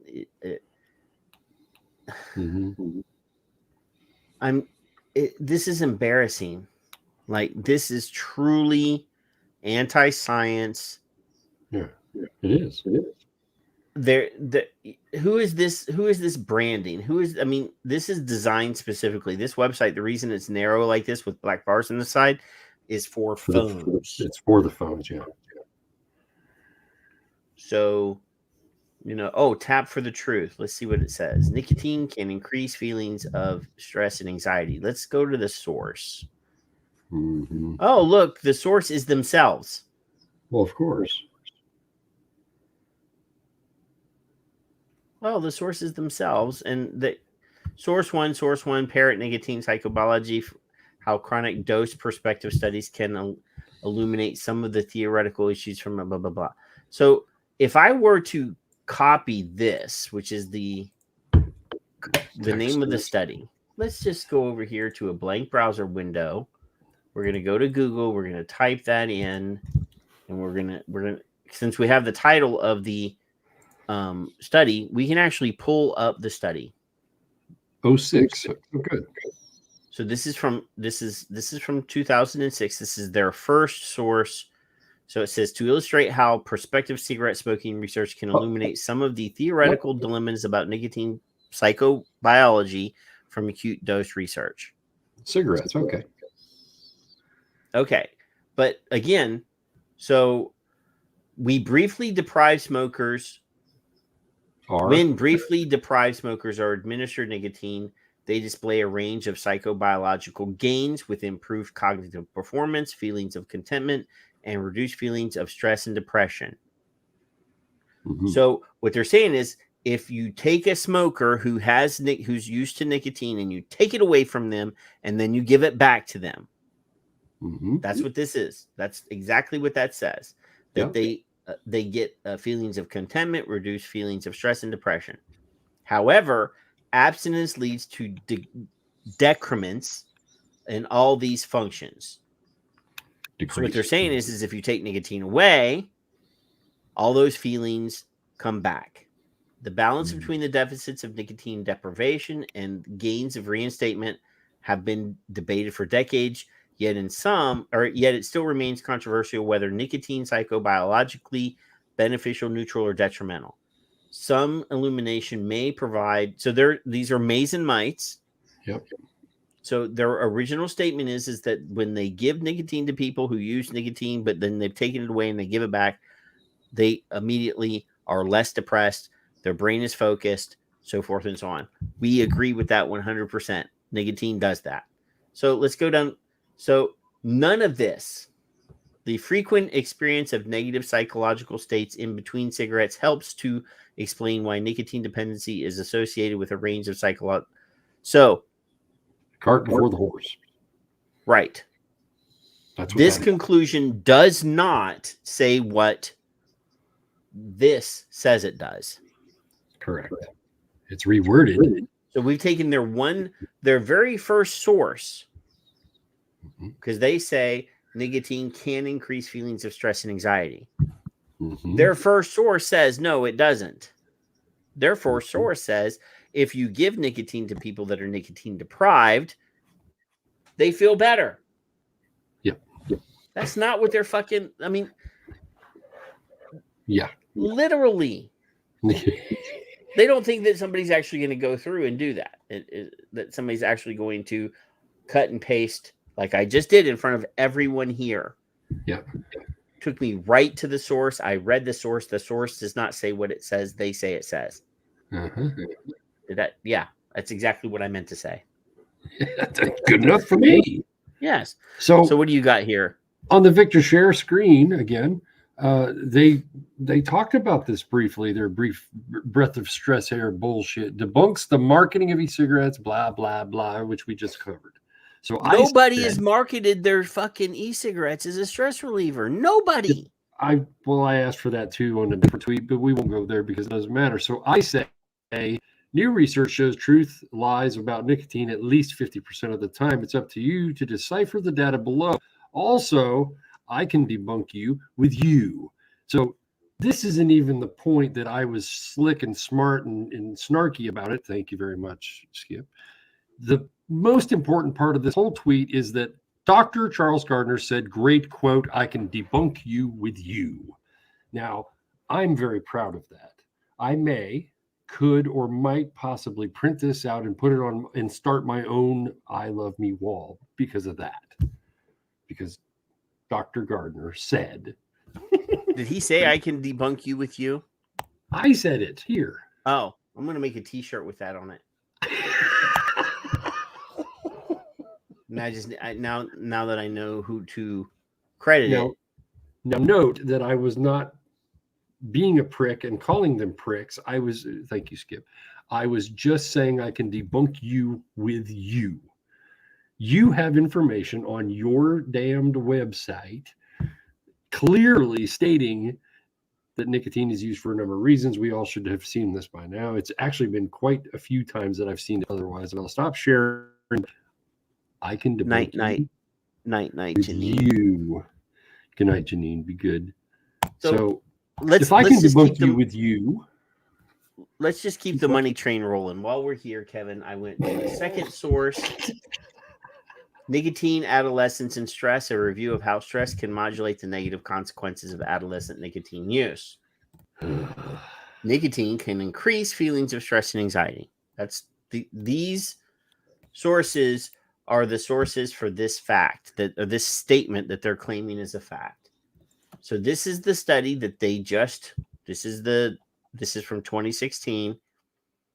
In order to continue the decline of smoking prevalence, it is imperative to identify factors that contribute to the development of nicotine and tobacco addiction, such as adolescent initiation of nicotine use, adolescent stress, and their interaction.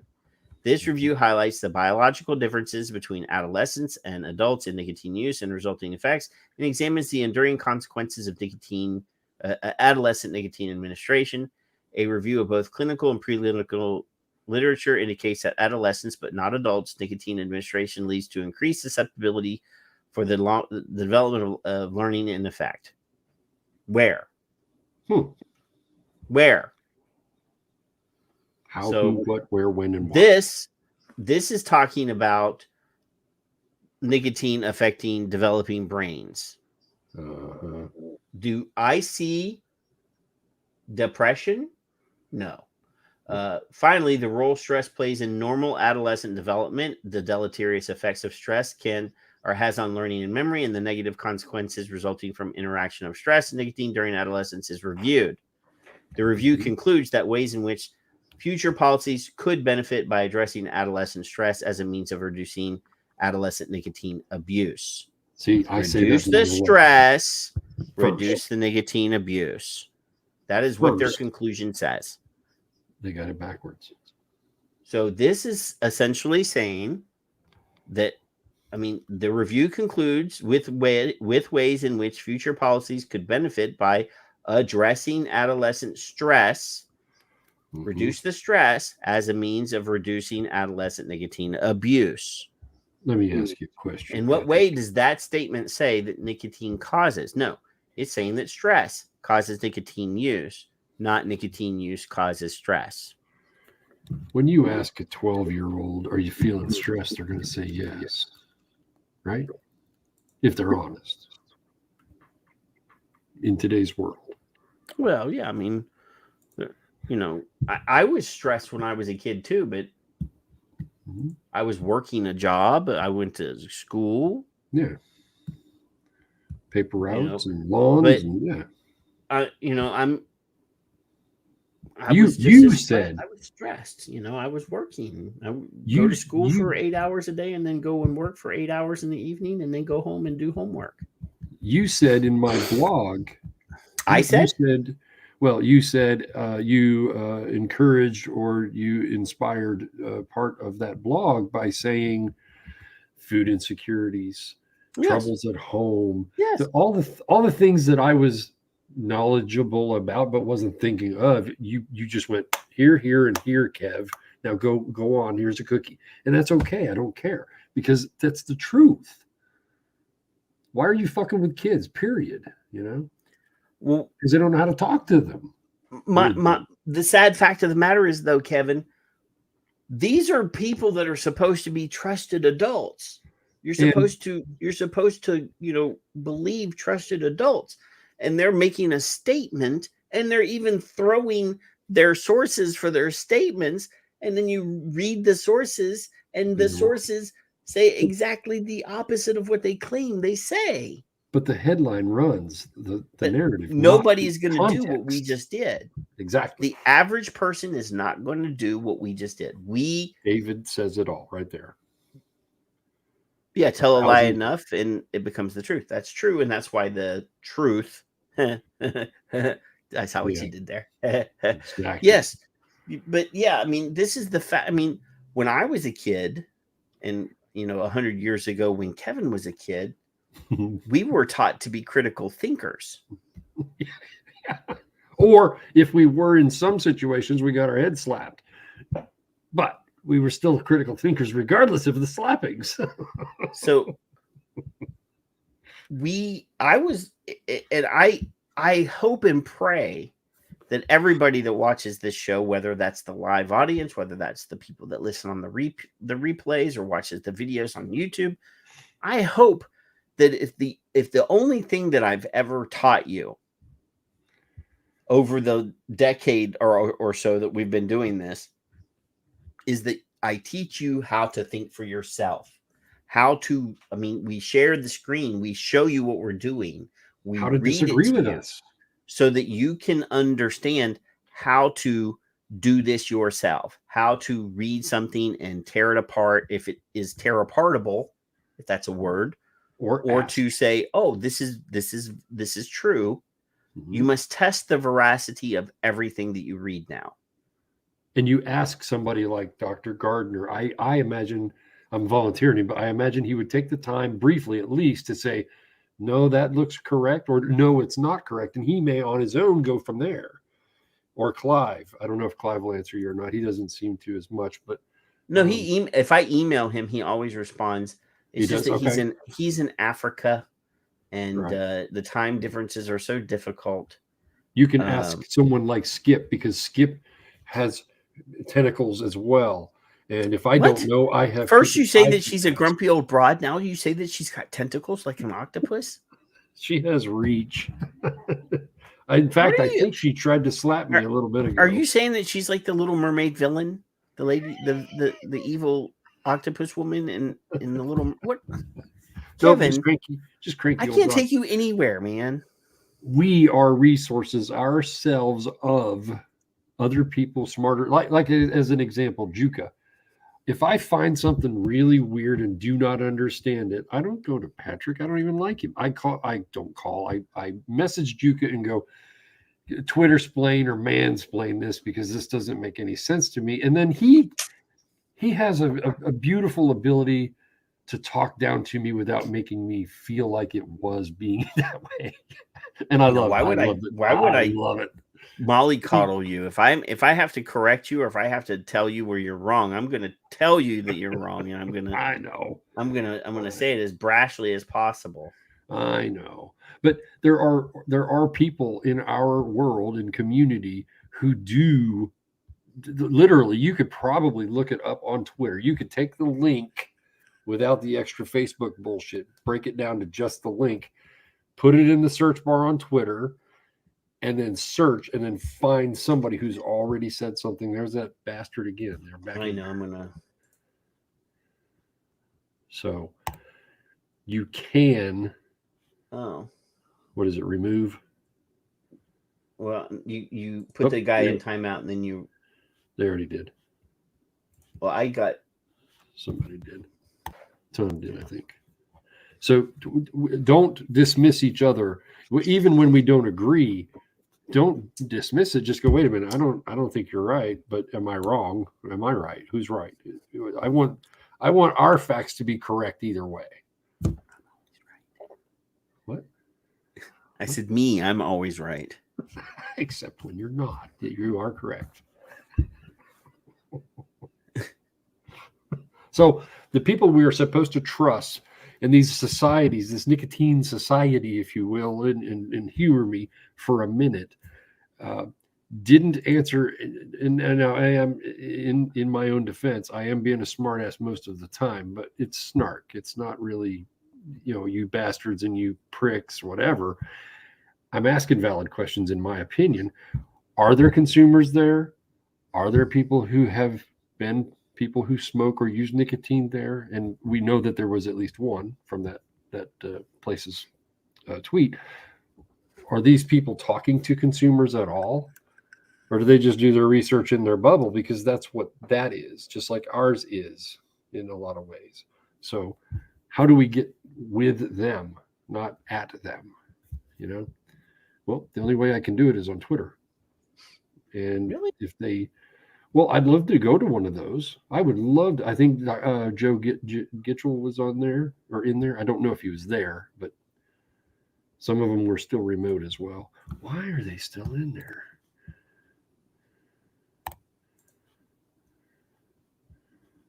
Report, timeout. I thought you could block them. No, I can. The blocking is not permanent. They get blocked for like 300 seconds. Anthony, we are indeed still live. Yes, sir. Yes, sir. We are not dead. We are currently battling a porn bot in the YouTube channel, which we are not condoning. Luckily, I have wrenched everybody that watches the show on YouTube as admins and moderators, and we are playing whack-a-mole. Whack-a-mole. We're trying to see who can be the first person to banish them.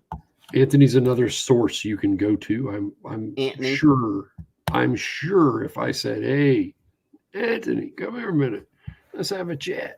So you do that and you converse with each other. I've had businesses contact me on my Kevin page, not my personal page, and say, "Hey, can you link me a study or 3 about X?" And I've had that happen way more times than I thought I would ever.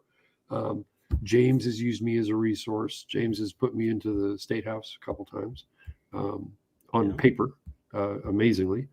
So there's ability for us to know better. And if nothing else, you go to Charles, you go to Juka, you go to vapors.org, you go to e-cigarette research, you can go to Safer Nicotine Wiki.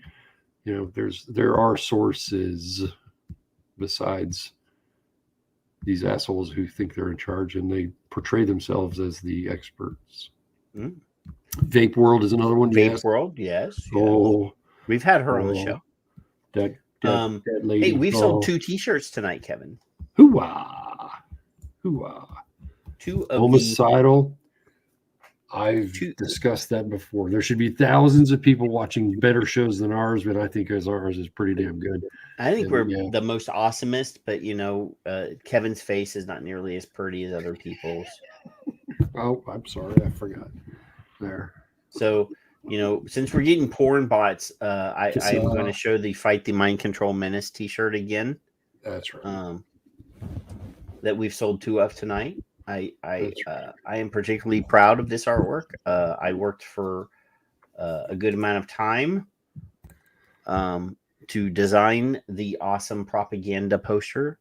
I did again. If you watched last week's, we had RJ Majewski on the show. I created a campaign poster for him as well.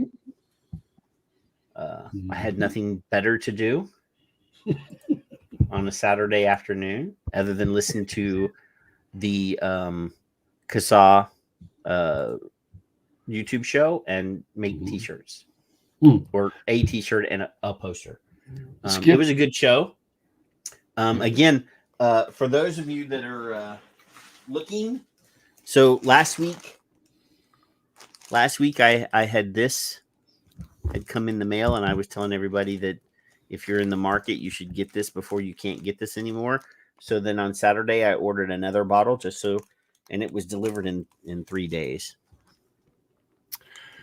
See how that works? So Skip says we should have, before it becomes impossible. we could have shop owners. I think Pirate should be definitely on. Why has Pirate not been on? Mark has been on the show. Oh, that's right. He has. That's right. I think we should have. I'm here to listen to the bot. We've had a It's couple fine. shop owners on the show over the years. Well, yeah. I think we should have shop owners who are no longer shop owners on the show to talk about There's a good their idea. experiences as a shop owner and how sad it is that they're no longer able to help people. And their husbands take pictures of them.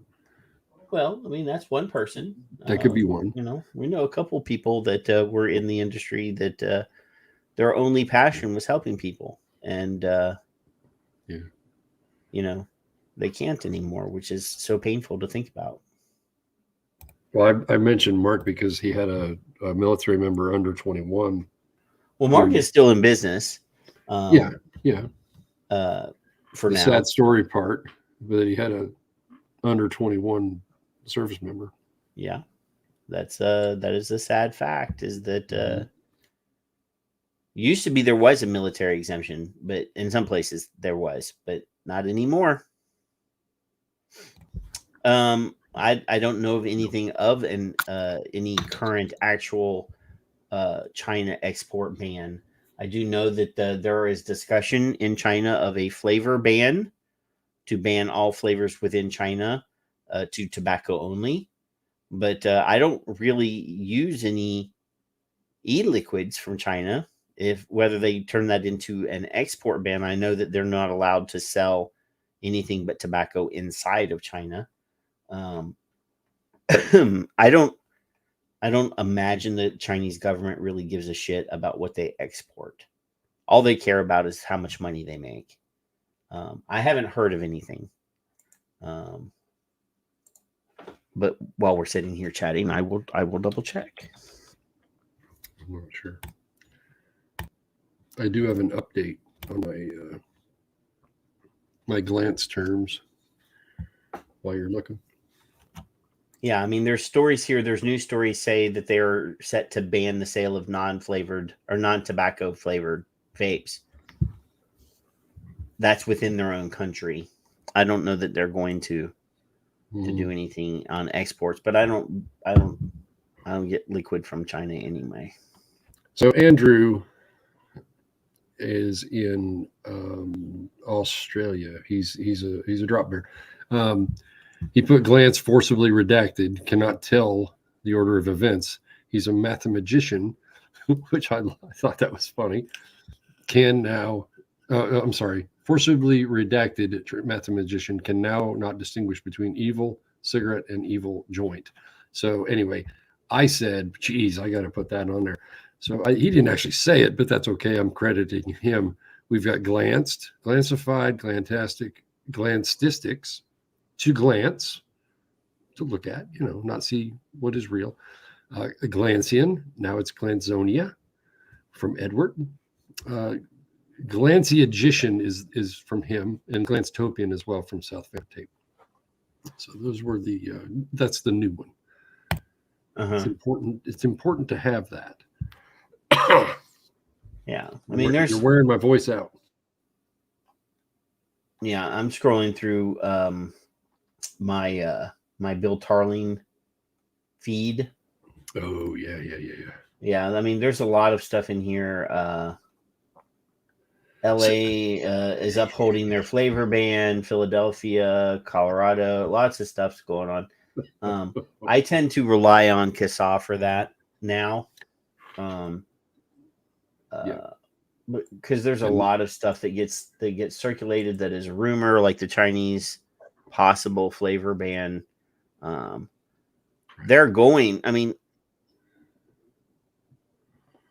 if anybody believes that anywhere outside of Europe, say for example America, Anthony's talking about Canada, flavor ban is going to happen. It is.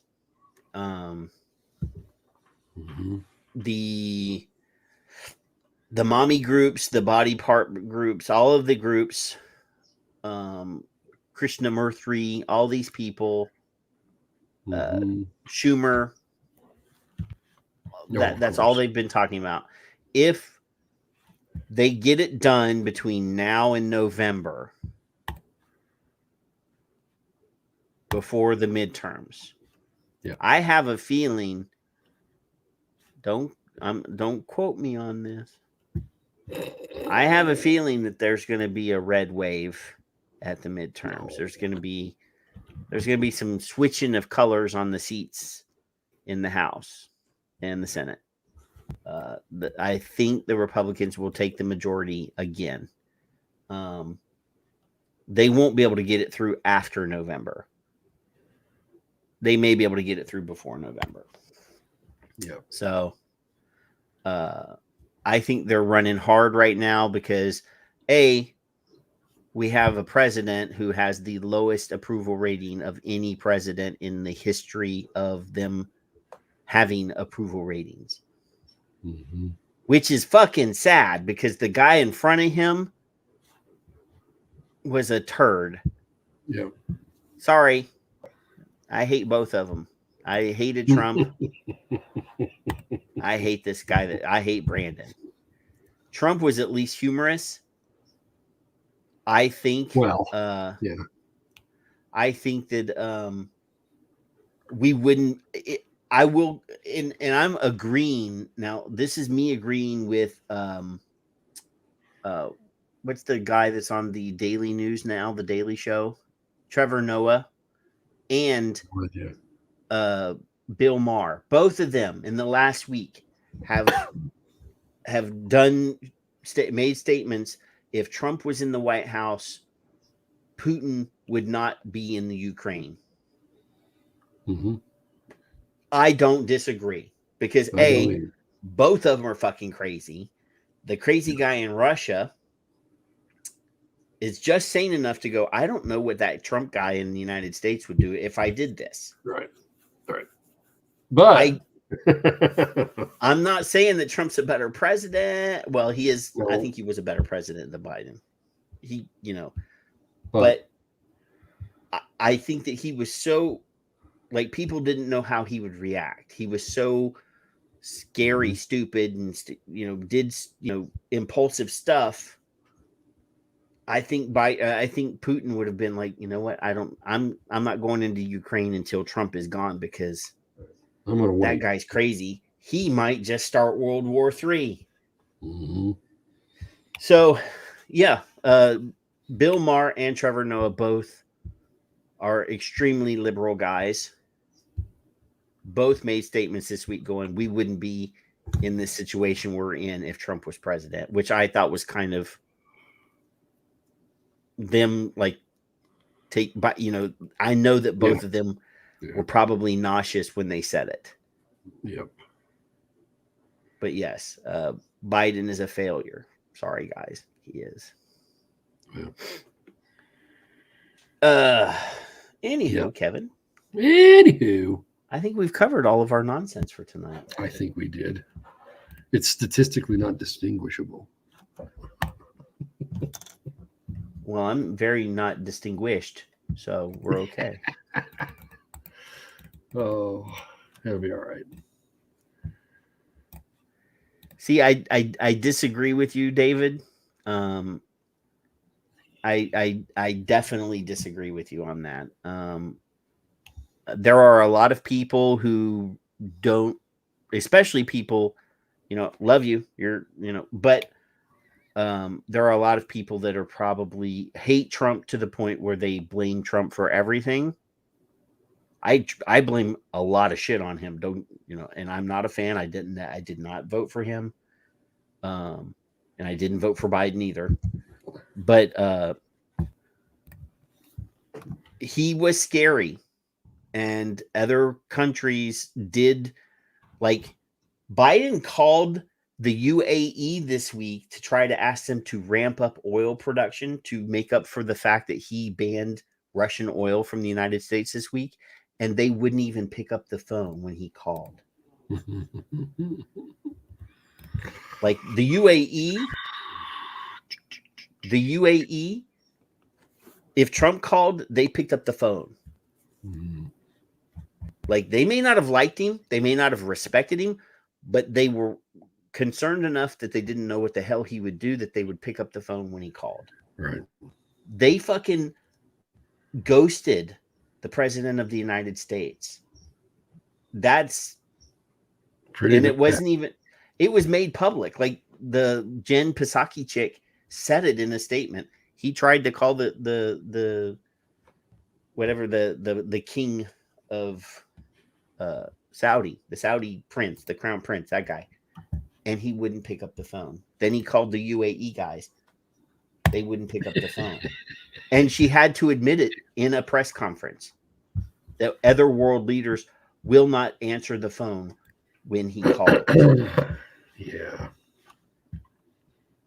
So yeah, it's frightening to me that we're at a point now where our president is so disrespected that when he picks up the phone to call people, they don't call him back. They don't like the secretary says, "Oh, he's not here," or "He's busy."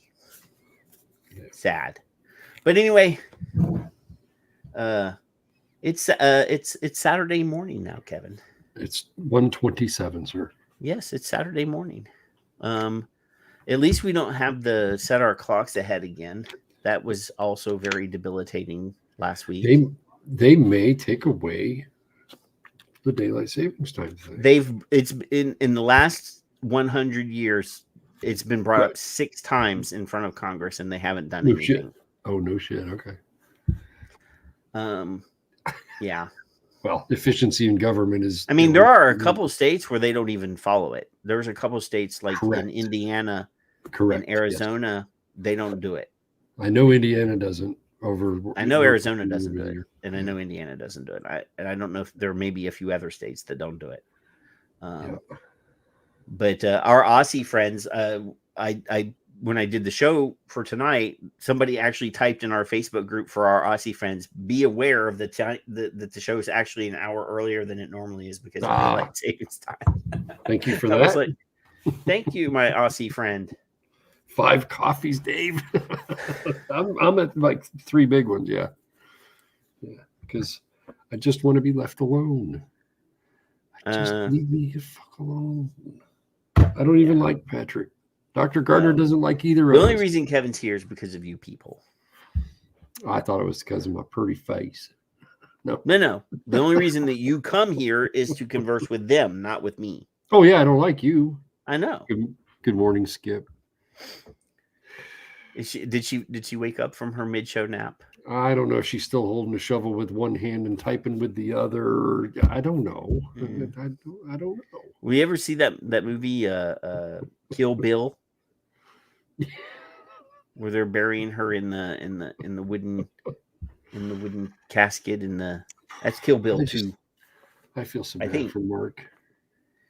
Poor guy. Letting her literally letting her sleep is harm reduction. Well, no, she's at work, she says. What it is.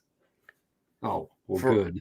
Then he's safe momentarily. For the people around her, I'm sure it is. I mean, you notice that she had all this chat earlier and threatening verbiage, but she didn't say, "Oh, I changed my mind." So he's still under. No, I'm still. I'm gonna. If he doesn't post pictures soon, I'm gonna assume something bad, and I'm gonna have to make some phone calls to the state patrol in Minnesota. I love so that they can go on the lookout and make sure that he's not 6 feet under. Because I'm concerned.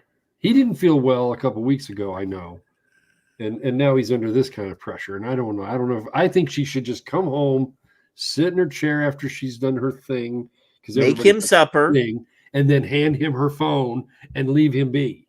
That's what I think. That's you forgot the part where she comes home and cooks dinner for her husband. I mean, that's. I'm not going. No, I don't do that. I don't. No. I don't need my wife to make me supper. Make me a sandwich. I'm not that guy. 30 years is no. I know. Yes, dear, you're right. I'm sorry. That's all I know. I don't know nothing else. So don't make me never mind. That's all I know. So this is Lent right now. So Friday, it's Fish Friday. So every Friday I stop and I buy seafood. So tonight I got fried shrimp, fried flounder, and crab legs. Oh, yeah. Crawfish and steamed shrimp. You didn't take a picture? Damn you. I didn't cook it. I only take pictures when I cook stuff, not when I'm expecting one soon. So just the crab. The wife comes home and she goes, "How much money did you spend?" And I'm like, "Did I spend your money?" And she said, "No." Then I said, "Shut up." You said shut up. I have never told my wife to shut up, ever. I've never told my wife to shut up. There'd be a machete through me right now. That's what I'm talking. I'm the boss of this house as long as she says I can say so, and that's all. No, I did say I didn't spend your money and mind your own business. I did say that. Mind your own business under your breath. I said, "Eat it and be quiet, woman. I am a good provider." Oh my God! Don't you tell me what to do until you think you should. Man, you're like a beta male, man. Look at Skip. Mark is an expert at yes, dear. So there you go. Except when she's sleeping and just don't take my picture. Oh man. All I need to know is that my wife won't do that to me when I'm taking. I've never used the C word. She says that Mike has used the C word once. Oh, I have never ever done that. Not in direction. Never in direction. I've used it. Not even as much as Paul does it. Right. No. My mama lives 1,200 miles away.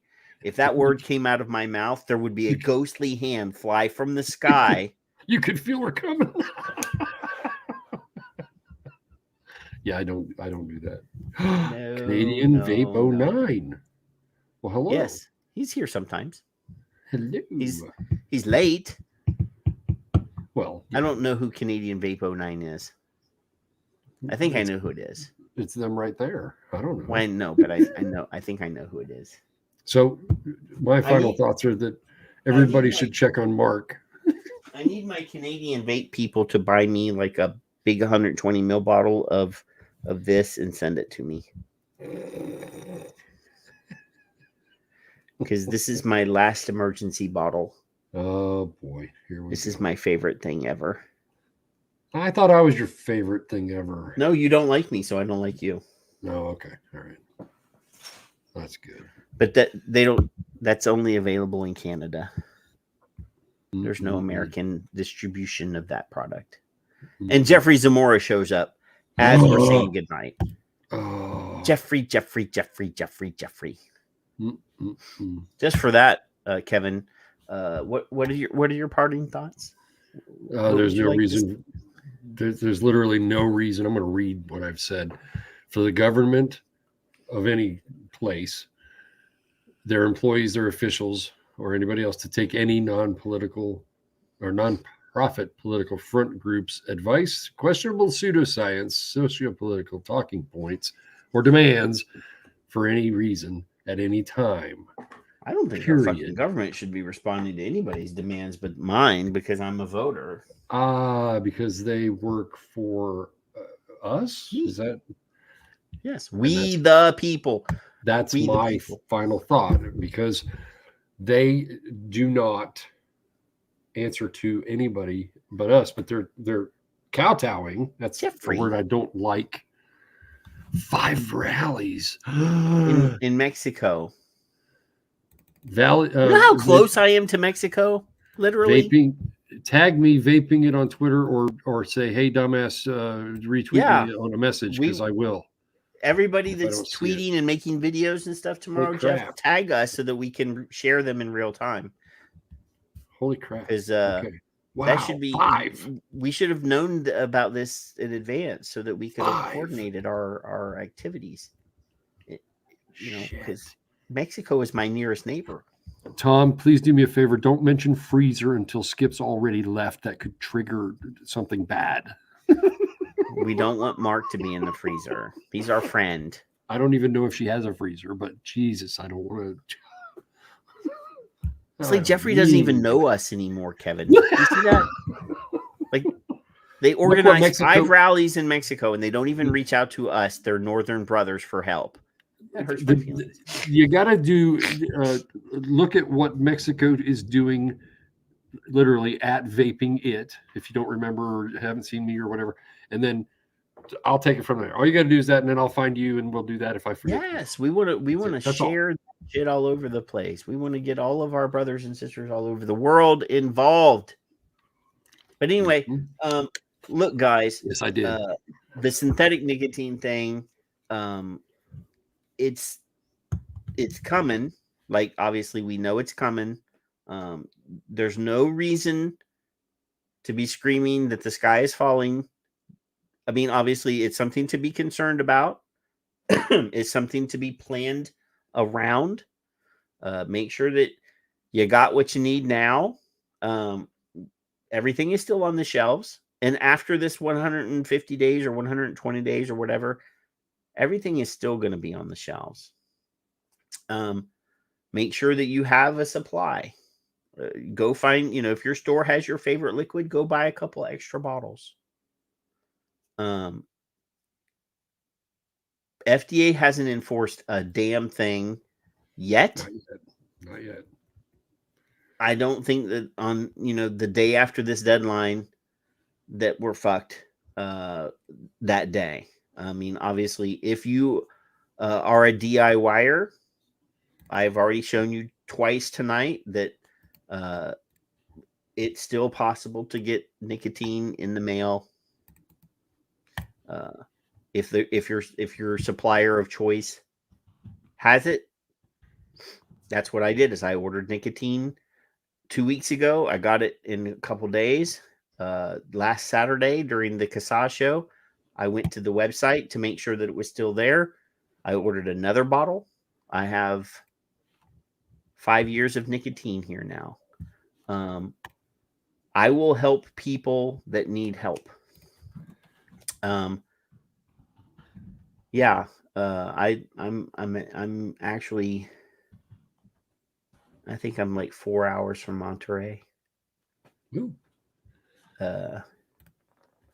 He tagged me. He tagged us. I have a condo in Cancun. Had I known, I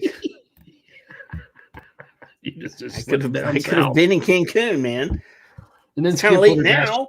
No, Skip would have asked you to take a body, and it would have been messy. Well, I'm on the Gulf of Mexico side of Mexico, and if I drive through Progreso and go south in my car, I probably won't have a car to drive home in.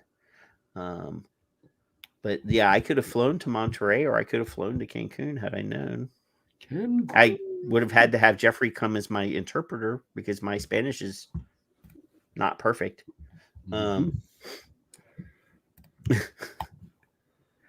Mowgli says a real DIYer would have had 3 gallons of 100 milligram nicotine.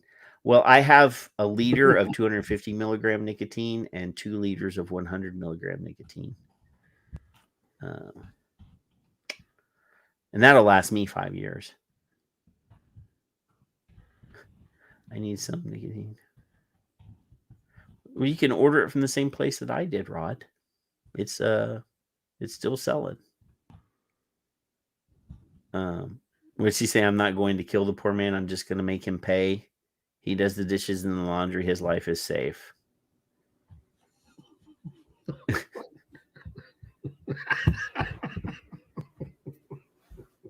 That sounds like bribery. Oh, poor guy. He's feeling better though. Now he apologizes after we've shamed him in the chat room. What? Jeffrey. Well, I've already got 2 tweets out, so that'll remind me tomorrow. Yes. So everybody that's in the show still, that's on Twitter, obviously every one of you is on Twitter. Pay attention tomorrow because Jeffrey and probably Dr. Sussman, other people, and we have some passionate friends that are in Mexico that need our help. Social media is the way we can do it. Follow Jeffrey, follow Kevin, follow me, follow Dr. Sussman, and we will share, everything that we see. If we can get it in more people's timelines, everybody that likes us or follows us, let's kick ass. Absolutely. There's no reason you can't. If you can, do. If you can't, then you can't. Well, I mean, you don't even have to create anything. I mean, obviously, just retweet it. Original tweets are awesome, but all you have to do is really retweet, or quote tweet, or overtweet, as Kevin likes to say. That's right. Say something nice about vaping and defending vaping for everybody in the world, and overtweet or retweet other people's shit. That's all you got to do. And I love that they have the hashtag that I just stuck in the YouTube chatters, because that's also important. You can use nicotine, safer nicotine, nicotine wiki. There's 100 of them you can use. You can add to and I'm sure that our friends at Inco have a program ready to go. But yeah, Dr. Sussman, who is an awesome person, has been on the show. Yes. Is a physicist, smart fella, great guy. But yes, so I'm going to leave you guys with this.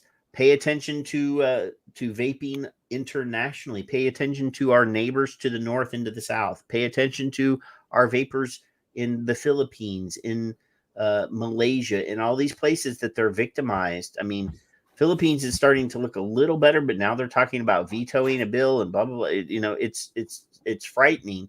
Look at Russia. An American athlete is in prison in Russia for having a THC vape pen.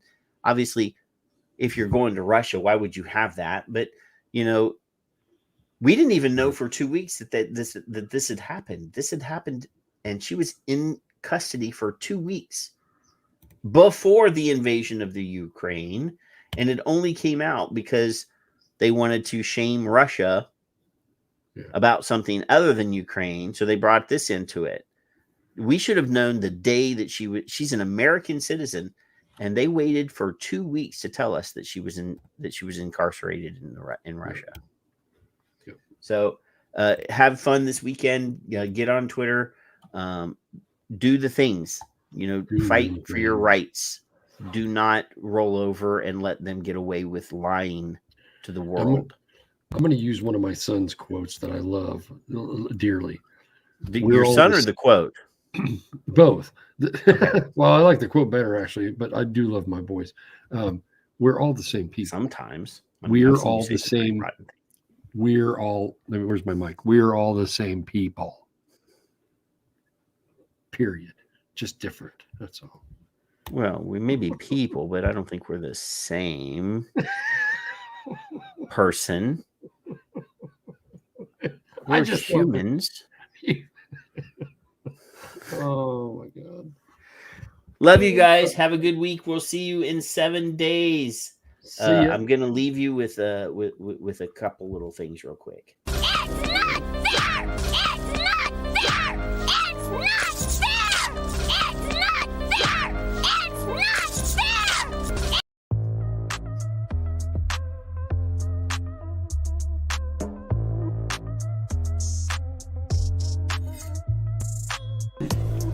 I'd like one of you bureaucrats out there to look me in the eye and tell me, when does my husband's life matter to you?